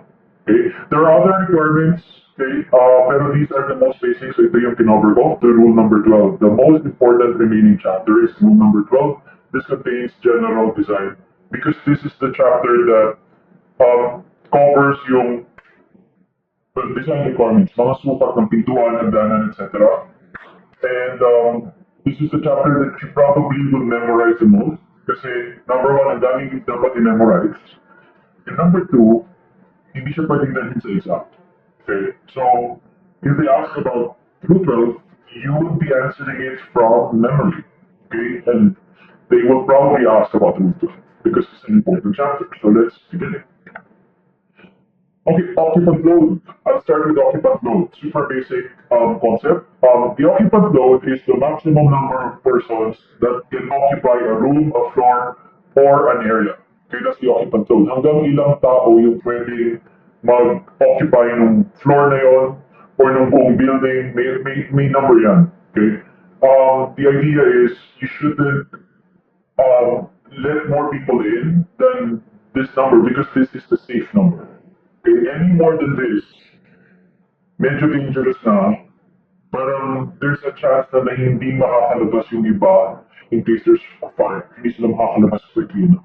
Now, it would be dangerous to let more people in. Okay, you have to stop somewhere. So again, where do you stop? Hanggang ilang tao lang ang pwedeng papasukin sa sinihan or sa auditorium, mga ganyan-ganyan. Kung ano man yung occupant load. Okay? So how do you know what the occupant load is? The general rule is gagamitin mo yung occupant load factors in the next table to determine the occupant load. Basically, kunin mo yung floor area ng area, kunyari, sinihan. Sige, wag sinihan kasi may fixed yun eh. Pero sabihin natin na just a big room, I guess. Standing room or ganyan, walang fixed seats. Okay? Get the area of the space divided by the occupant load factor in the table, and then that's the maximum number of people that can occupy that space. I'll just show you the numbers. We've seen this before, I'm pretty sure. Pero, yan. So building code, nakalagay, ito yung column that you want to look at, minimum area per occupant. Ang tawag dyan is occupant load factor. I don't think that the building code actually uses the term occupant load factor, pero sa fire code, natawag sa ganyang number, occupant load factor. So what are the occupant load factors for different uses? For dwellings, 28 square meters per person. Hotel and apartment, 18.6 per person. Classroom, 1.8 square meters per person. School, shop, and laboratories, 4.6 per person. Hospital, 8.4 per person. Store, depende sa floor. Ano floor ba? Kung basement and ground floor, 2.8 per person. Kung upper floor, 5.6 per person. Kung office, 9.3 per person. Or office space ng store, 9.3 per person. Kung auditorium, theater, or church, 0.65 per person. Okay. Again, how do you use these numbers? These numbers, you can use in two ways. Now, the more obvious use is figuring out how many people you can allow to enter, say, the store. Kanya store. Ilang tao pwede sa ground floor? Kunin mo yung area ng ground floor divided by 2.8, that's going to tell you ilang tao pwede papasukin at mag-occupy ng ground floor. Kasi bawat isang tao dapat may 2.8 square meters of floor area. Okay? Pero sa upper floor, 5.6 ang factor. So 5.6 square meters per person. That means there should be fewer people upstairs than downstairs. That's how these numbers are supposed to be used, determining how many people can occupy the space. But it can also be used in the reverse way. When I say reverse way, you can use this then to inform the way that you design the space. Like if you're trying to figure out how big do I want the store to be on the ground level. So pwede mong isipin, kapag ito na, well, we want to design ng kliyente, we want to be able to accommodate at least parang 15 people at a time. So, take that number, 15 persons, multiply by 2.8, that's the minimum area of the ground level of the store. Kasi you're designing it for 50 people. So you use these numbers in those ways. Figuring out how many people can occupy a known space, or figuring out how big the space should be for a known number of people, for a predetermined number of people. So good. Do you need to memorize these numbers? I'd say so. I think you should. It's not very difficult, but I will say this. What's going to make this difficult is when you get to the fire code, merong occupant load factors in fire code and hindi sila pareho. So there are two sets of numbers. Which one should you memorize? If you can memorize both, better. If you can only memorize one, again, walang sisihan. Okay, I'm not going to be the one na magpe-prepare ng exam. Technically, they can ask from either. Pero honest advice, kung isa lang kaya mo i-memorize, I think you should memorize yung part. Just because I think occupant load factors are mostly a fire safety item, and also because the fire code is much newer, much more new, yung IRR, than the building code 2008 yung first, and then 2019 merong lumabas din na, so I would prioritize the fire code personally. Okay? But if you want to know, for my exam, I memorized it. Okay? Tinatanong ko lagi sa example, no, not really, sometimes yes, sometimes no. So there's a chance na hindi naman siya itatanong. Pero there's still a chance na itatanong siya. Nagkataon ng time ko, tinanong siya. Okay, nasagot ko naman. Because again, I memorized both. Medyo hassle, but again, nagdi mo ba siyang tanong? I think that's two questions there, 2 points. Okay, let's talk about other things now. Number of exits. How many exits should buildings have?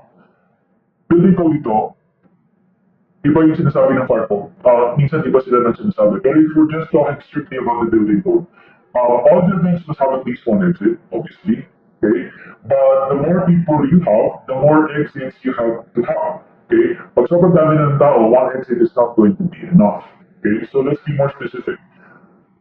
Kung more than 10 yung occupants ng isang upper floor, then you have to have at least two exits. Kung more than 10. Okay? Kung between 500 to 999 na yung occupant load mo, tatlong exits na yan. Kung 1,000 or more na yung occupant load, 4 exits minimum. Okay? How about mezzanines? I hope you know what the mezzanine is. Mezzanine is like parang a floor in between two floors. Kaya meron kang double height floor, so nag-introduce ka ng parang loft or something. That's a mezzanine. Okay? The thing with mezzanines is it's usually not very, there's usually no exit provided for the mezzanine itself. No, parang kumbaga, they usually don't treat it as a dedicated floor. And there's a chance na walang exit from the mezzanine. Meaning, there's a chance na kung nasa mezzanine ka at nagkaroon ng sunog, kailangan mong bumaba dun sa lower floor because the exit is there, not within the mezzanine. Again, I'm not saying bawal maglagay ng exit sa mezzanine. I'm just saying madalas, or at least, hindi guaranteed na may exit sa mezzanine. And hindi siya nire-require. Sabi lang ng building code is this. Ang assumption ng building code is walang exit sa mezzanine. Okay, so what is this paragraph about? Nakalagay. A mezzanine floor bigger than 185 square meters or with more than 18 meters in any dimension shall have at least two stairways to an adjacent floor. Ang critical sa mezzanine pag nagkasunog is yung hagdanan that brings you from the mezzanine to the lower floor or to the high floor. Yung daan papunta sa main floor. Kasi we expect that the exit is in the main floor. Ang tanong dito ngayon is, understood, hagdanan yung daan, this is your way out, ilang hagdanan yung dapat itupayan? Okay? Essentially, what this rule is saying is, kung hindi naman malaki yung mezzanine, pwede na isa. Pero kung malaki yung mezzanine, dapat dalawa. Okay? Kailan kinoconsider ng malaki yung mezzanine? Nakalagay, pag more than 185 square meters, or longer than 18 meters in any dimension, that's a pretty big mezzanine. Please do two stairways. Pero kung hindi naman pinakalaking mezzanine, ang implication is, pwede ng isa. Okay? So, yun yung sa mezzanine. Now, let's talk about how to arrange exits. Again, the reason sometimes you have to have multiple exits is kasi daming tao. The more people there are, the more exits you have to have. That makes sense. And I think it also makes sense, it's obvious din dapat na these exits dapat magkakalayo yan. Okay? Because the point of having multiple exits is gusto mo may exit doon, may exit dito, may exit sa iba't ibang parts ng building. Having multiple exits that are located too close to each other defeats the purpose. Okay, medyo nawawalan ng sense, nawawalan ng point kasi, yeah, you have two exits nga, pero dikit naman sila, so parang one exit pa rin yun. Now, the thing is, sigan pa rin sila in one side. That's what this is about. Okay? You have to try to keep them as far away as possible.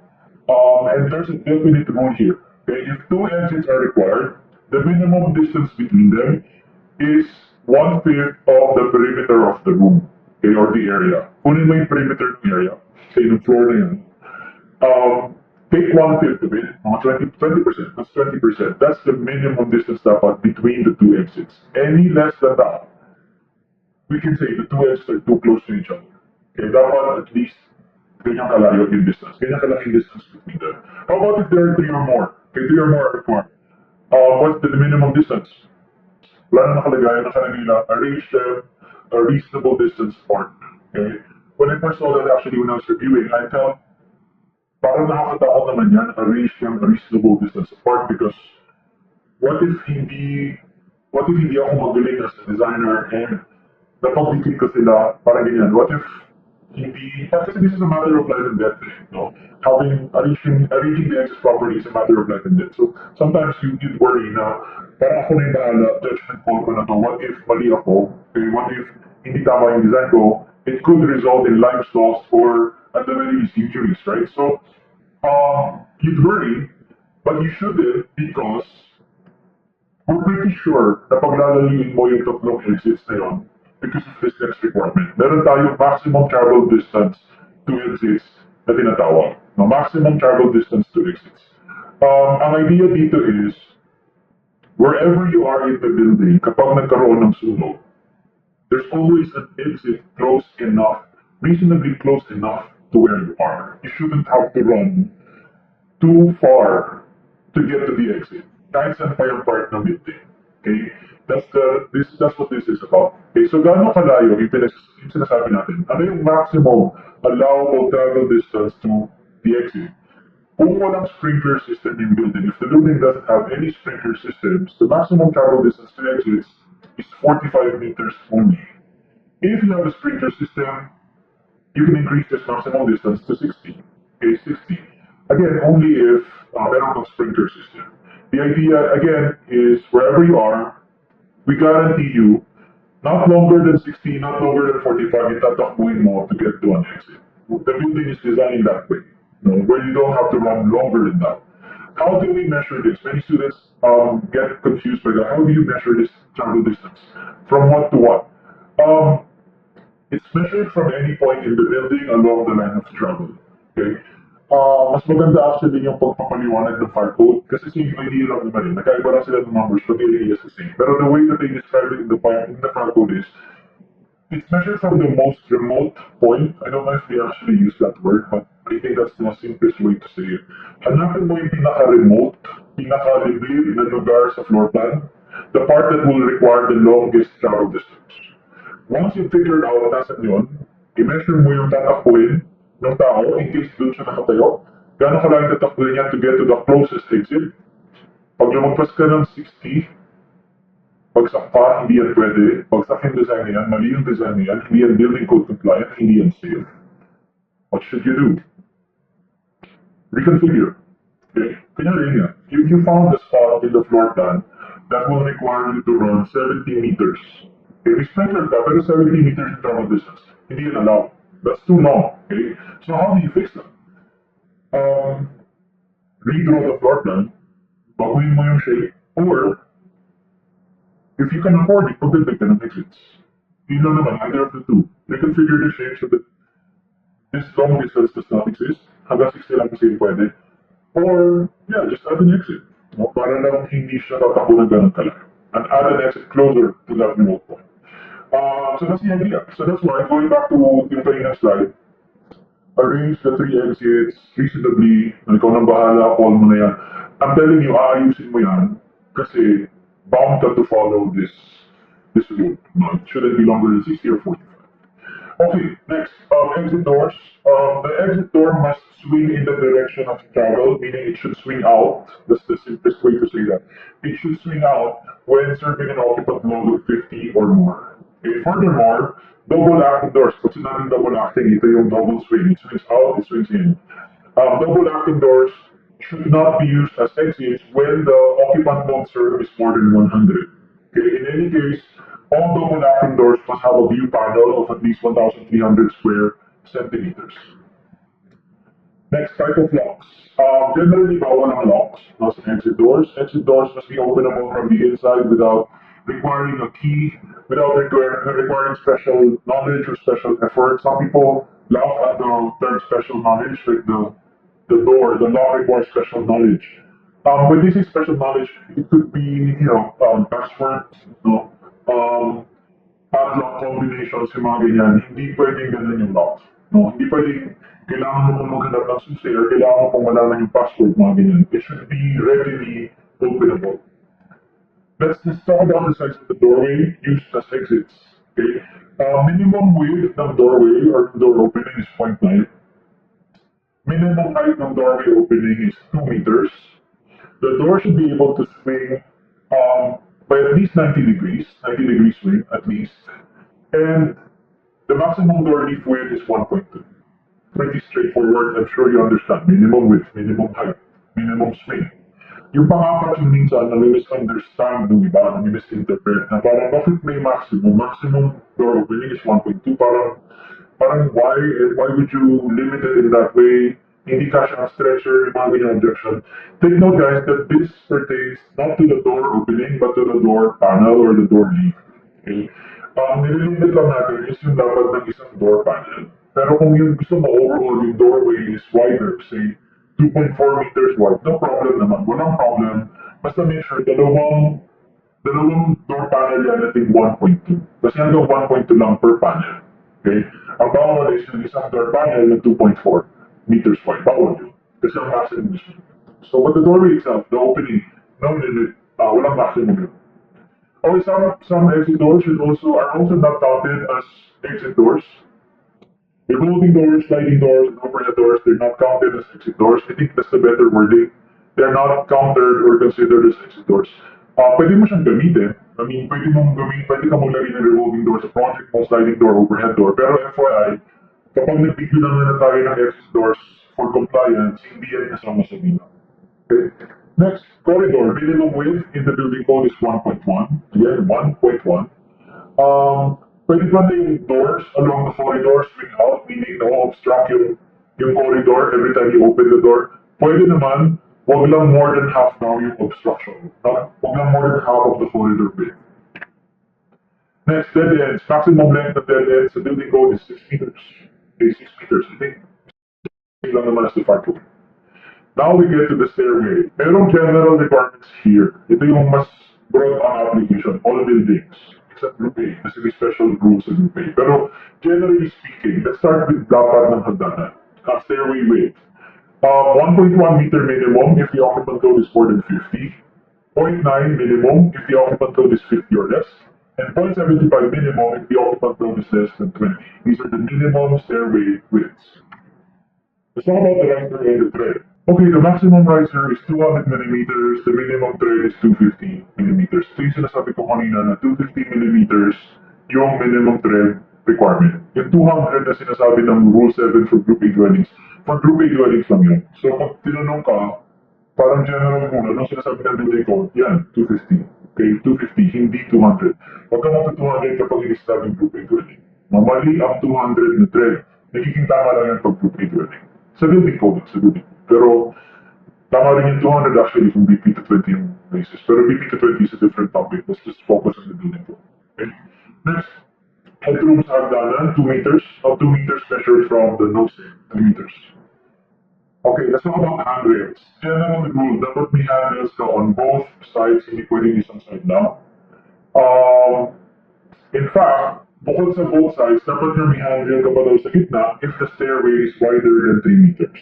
Okay, so that's dapat may intermediate handrail ka or another handrail in the middle.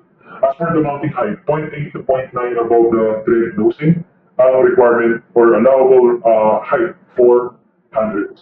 The only exceptions to this rule are the following. So Group A or B occupancies, kung 1.1 or less, yung lapad ng hagdanan, pwede nang isang handrail lang. Reminder, Group A and B occupancies are residential. So pag residential occupancy, 1.1 meter wider less yung hagdan, pwede nang isang handrail lang. Also, kapag yung stairway mo is less than 4 steps, 3 steps lang yun or less, pwede nang 100 yun. Let's talk about aisles next. Okay? Aisles. All cleaning to an exit shall be provided for all portions with installed seats. Kapag yung room has seats and tables, like classroom, cinema, auditorium, or any room na may mga ganyan, dapat may aisle. Pag sinabing aisle, ito yung, kumbaga sa sinihan, di ba, nakikita niyo yung parang may daanan sa gitna, assuming na isa lang daan. May daanan sa gitna, pero usually, meron sa gitna, meron pa sa dalawang gilid.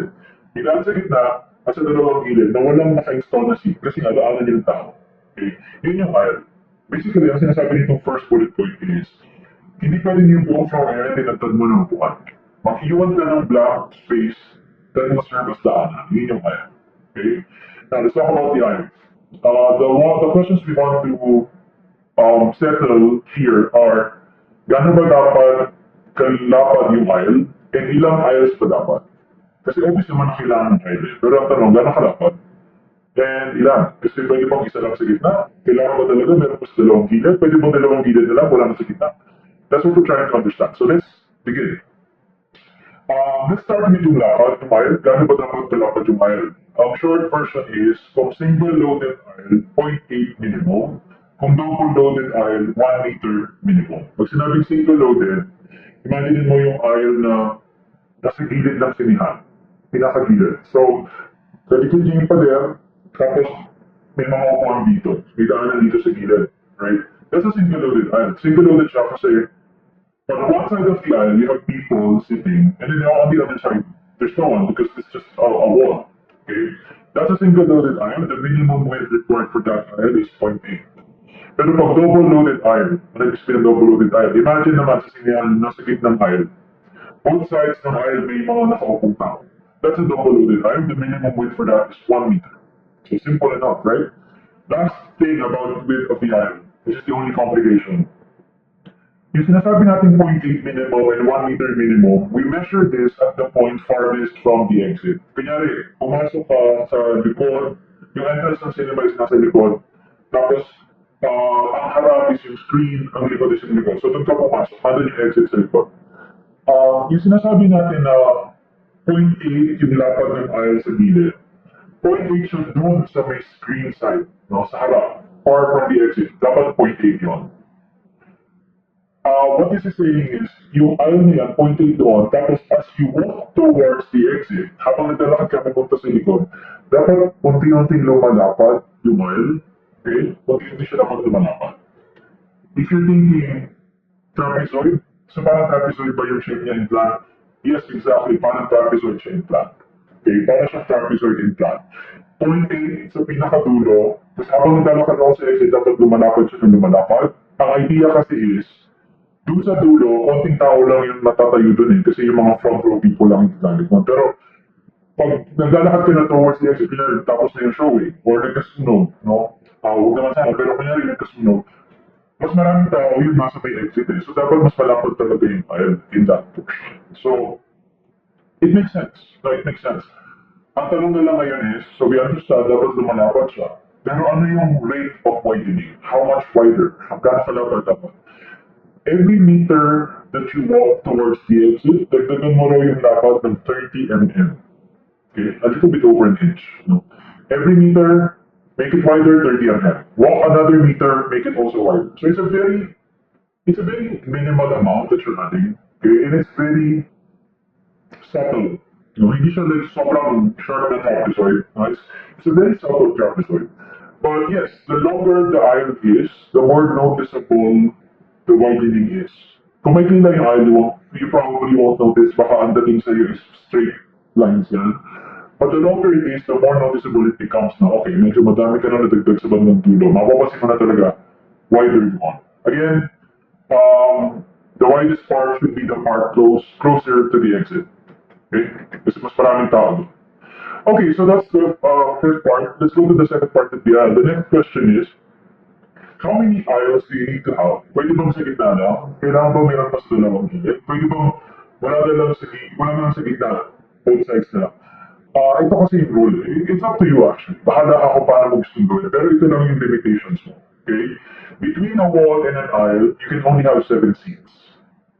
Okay? Between a wall and an aisle, 7 seats. Between two aisles, you can have 14 seats. So imagine, sino meron kang aisle sa gitna. Wala kang aisle sa gilid. So kumbaga yung upuan nakasagad sa pader. Anong condition na yun? Yun yung wall and aisle condition. Ilang upuan lang pwede dyan? 7 seats lang dito, 7 seats din sa kabila. Okay? If you need more seats, magdagdag ka ng aisle. Paano kung aisle to aisle? May aisle ka sa gitna, may aisle ka pa sa dalawang gilid. So, we're now, ang condition na ngayon is hindi wall to aisle. Aisle to aisle na yan kasi may aisle ka sa gitna, may aisle ka sa gilid, aisle to aisle na yan. Ilang upuan between the two aisles? 40. Okay? So yun lang. Okay? Can the aisle be sloping? 1:8 yung allowed ng building code? Yeah, pwede naman. FYI, can't do that because even though the building code allows you, BP 344 will not allow you to do that. No, 1:12 says BP 344. And last thing, travel distance to an exit by an aisle shall not be greater than 45 meters. What is this about? Ibang usapan kasi kapag may seats and tables and narrow aisles. Now, kanina sabi natin, 45 and 60, the assumption was, you could run straight to the door. You could take the shortest path to the door and get to the exit. sa sinihan, hindi kasi siya ganun kasimple. Sa sinihan, you are restricted by the seats. No, they're in the way. You can only walk sa aisle. You're restricted by the other people that are in there with you. And yeah, but most importantly, you're restricted talaga. Your movement is restricted by the configuration of the aisle. We don't expect you to be able to run sa seating area. Doon ka lang sa aisle. Tatakbo. So, anyway, probably for that reason, no, hindi masyadong mabilis lumabas. The maximum travel distance is 45. May sprinkler ka man or wala, 45 talaga ang nakalagay sa building. Okay, next, last na to. Ito, I won't spend too much time on this one.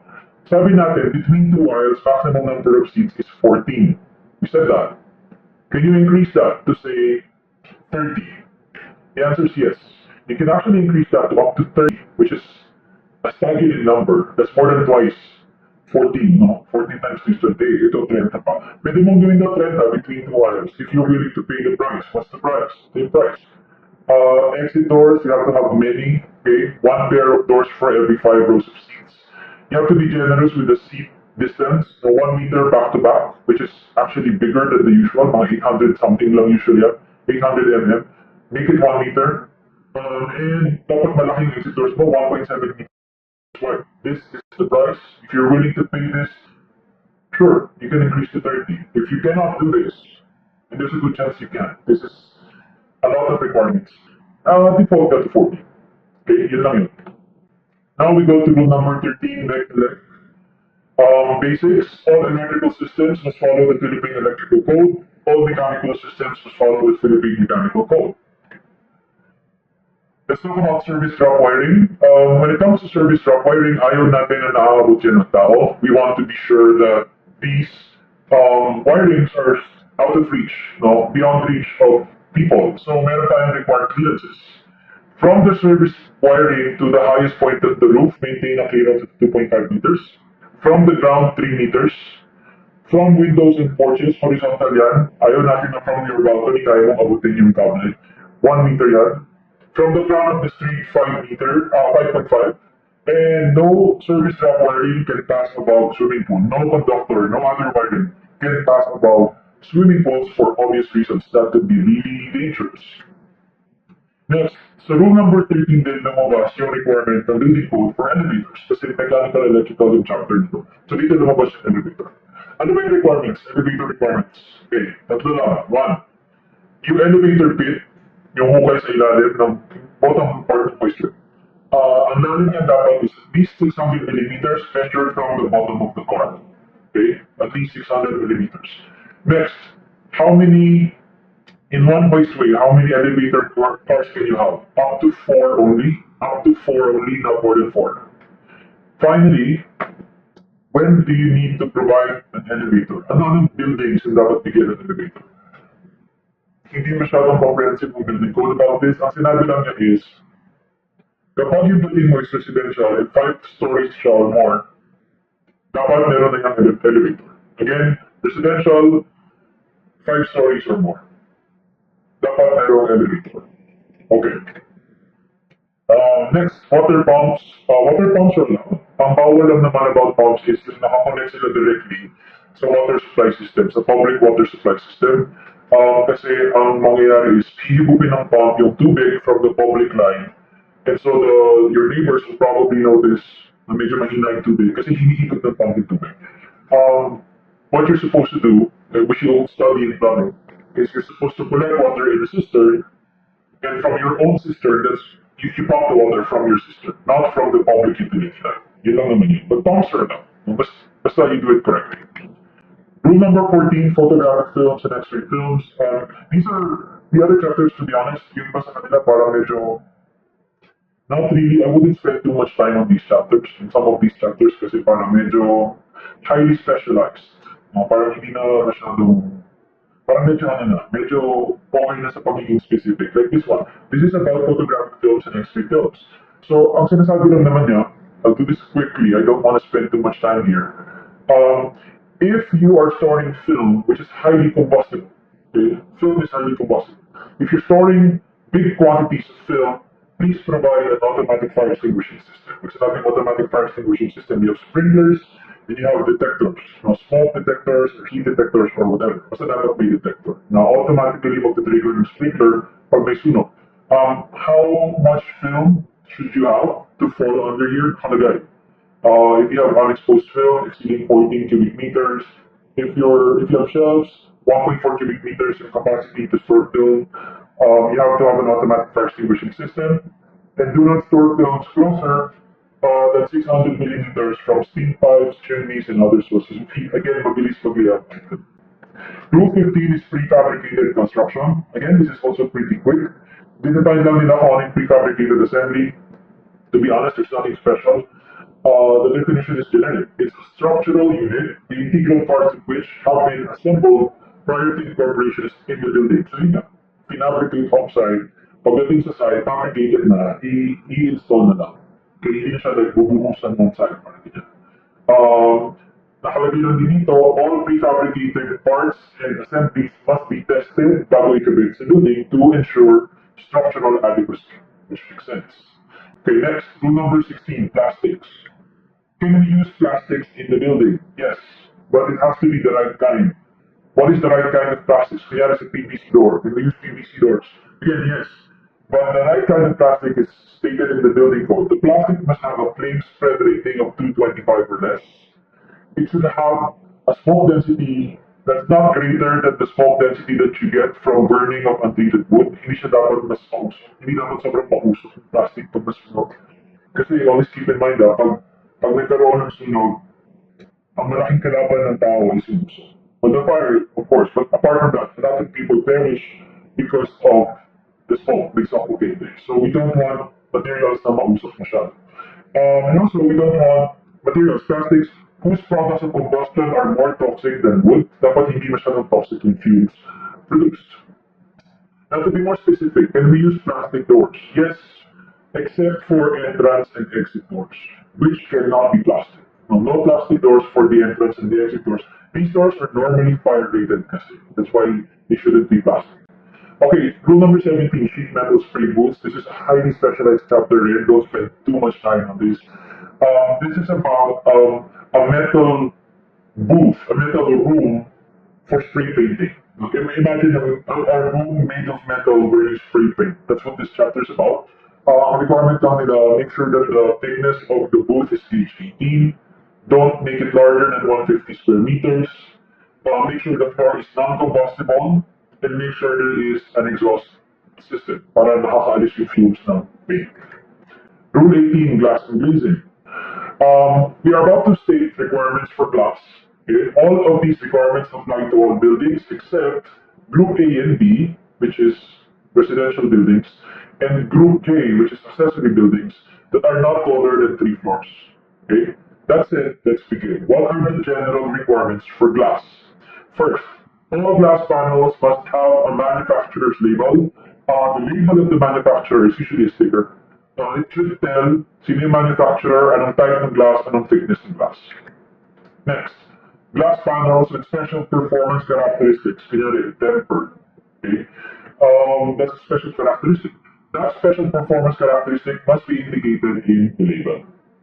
Next, measures must be taken to keep people from walking into fixed glass panels, especially when the floor on both sides of the glass are the same level. Kapag meron kang clear glass panel, and there's parang the floor level on both sides of the glass are the same level, there's a big chance that some people might not notice that there's a glass panel. They might just attempt to walk right through it, especially when they're texting or whatever. Take measures to avoid this accident. It's a pretty common accident. Pero ang point is, we're supposed to be parang cognizant of this possibility and we must do what we can to prevent it from happening. So what can we do to prevent it from happening? Maglagay ka doon ng guardrail sa glass, etching around any decoration I guess on the glass, potted plants would help. Okay? But I think this is the more important part of the chapter. Now, yung thickness, required thickness of the glass. Ang general rule is, the larger the glass panel, the thicker it needs to be, which I think makes sense, right?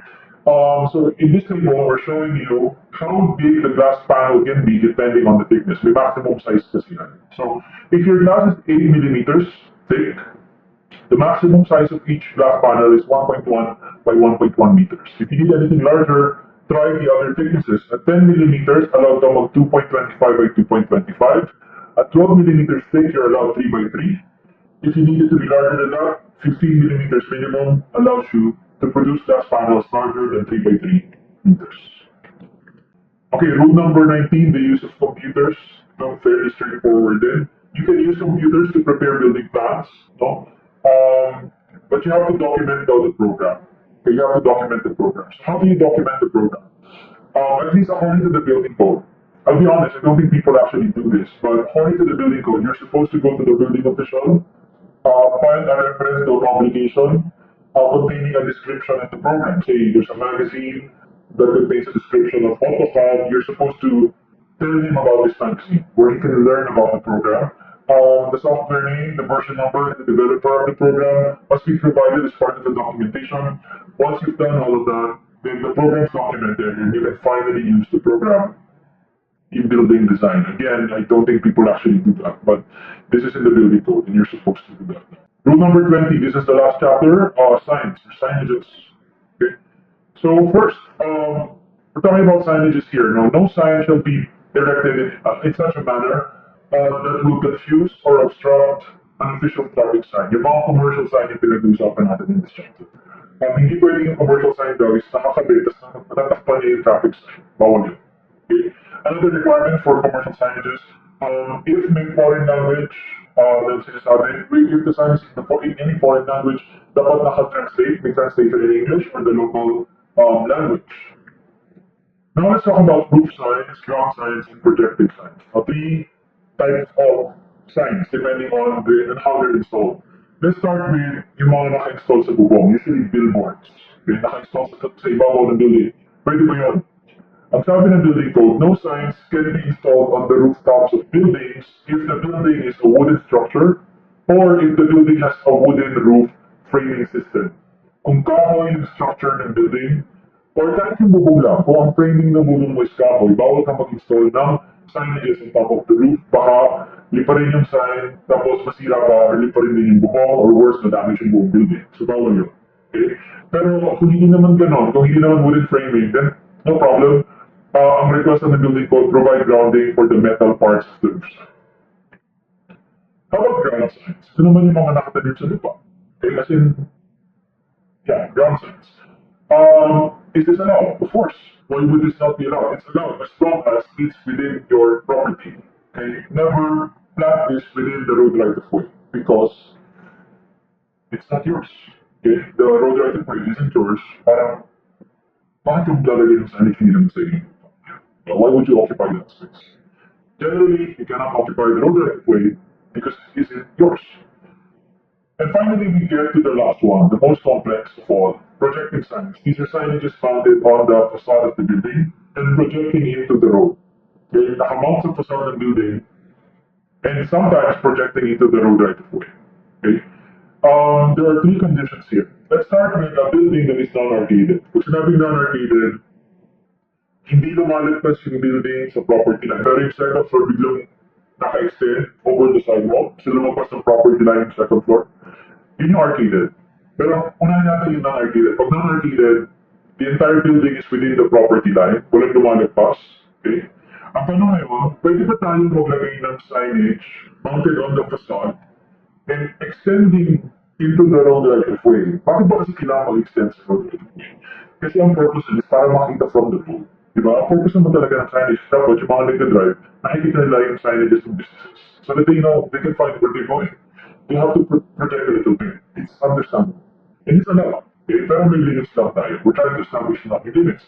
So assuming that the building is not arcaded, hindi nakalagpas yung building sa property line, yung signage niya, pwede raw mag-project by as much as 1.2 meters beyond the property line. Okay? We allow it. Okay? Next, paano kung arcaded? Pag arcaded, imagine mo, yung second floor ng building, nakalabas na, nasa road right of way na yung second floor. Tapos maglalagay ka pa ng signage. Do we still allow that? Why are we so concerned? We're concerned because medyo malayo na yung signage na yun from the property line. Kasi yung second floor malayo na yun, tapos yung signage ka pa. Do we even allow this still? Yes, we still allow this, but not by much, no? Kalahati nila, 0.6. Okay, 0.6. And finally, what if the building abuts a road right of way without sidewalks? Walang sidewalk yung kalsada. Meaning, kapag yung signage po, lumagpas ng property line, sure tayo may sasakyan na dadaan sa ilalim ng signage. You get what I'm saying? Walang sidewalk eh. Carriageway na. Okay, so sasakyan na dyan eh. The moment your signage extends beyond the property line, we're pretty sure vehicles na yung dumadaan sa ilalim. Balikan natin yung kanina. Dito kasi sa first scenario, non-arcaded road right of way, may sidewalk to eh. Most likely yung signage na yan, nakaproject na ng 1.2. Most likely it's above the sign. Okay. Ito pangalawa, arcaded siya, most likely within the carriageway na rin yan. May chance at least. So medyo safe tayo, play safe. I-allow pero kalahati yan, 0.6. Ito, buildings without, roads without sidewalks. Ito, 100% sure. Na tama tayo sa carriageway. Bakit tayo sure? Kasi nawala ng sidewalk eh. The moment the signage reaches the road right of way, it's already in the carriageway. So, because of that 100% chance na mga truck na idadaan sa ilalim ng signage, etc., that's probably the reason they further reduced the allowance from 0.6 to 0.3. Okay? We still allow it, pero 0.3 na lang. And finally, let's talk about how high these signages should be. Yung mga projecting sign na yan. Kapag non-arcaded, so ito yung first scenario, sabi natin non-arcaded, so 1.2 yung allowance natin. We expect itong signage na to is nakatapat lang sa sidewalk. We expect tao lang dadaan sa ilalim, pedestrians. How high should the signage be? 3 meters from the road surface. Medyo mababa eh. Pero, again, most likely sidewalk lang naman kasi nasa ilalim. Tao lang ang dadaan eh. So, no need for it to be very high. Pero pag arcaded yung road, again, pag arcaded, ground floor mo ganyan, tapos nakalawit na yung second floor, tapos meron ka pang signage. Papayagan pa natin yung signage, basta 0.6 na up, sabi natin.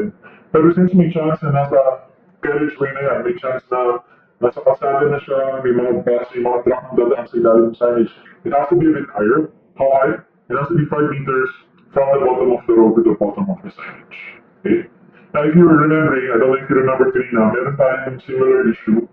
Ano ba yung required clearance above the road? Kanina may lumabas 4.27. Okay, pero ito 5 na. Ano tama?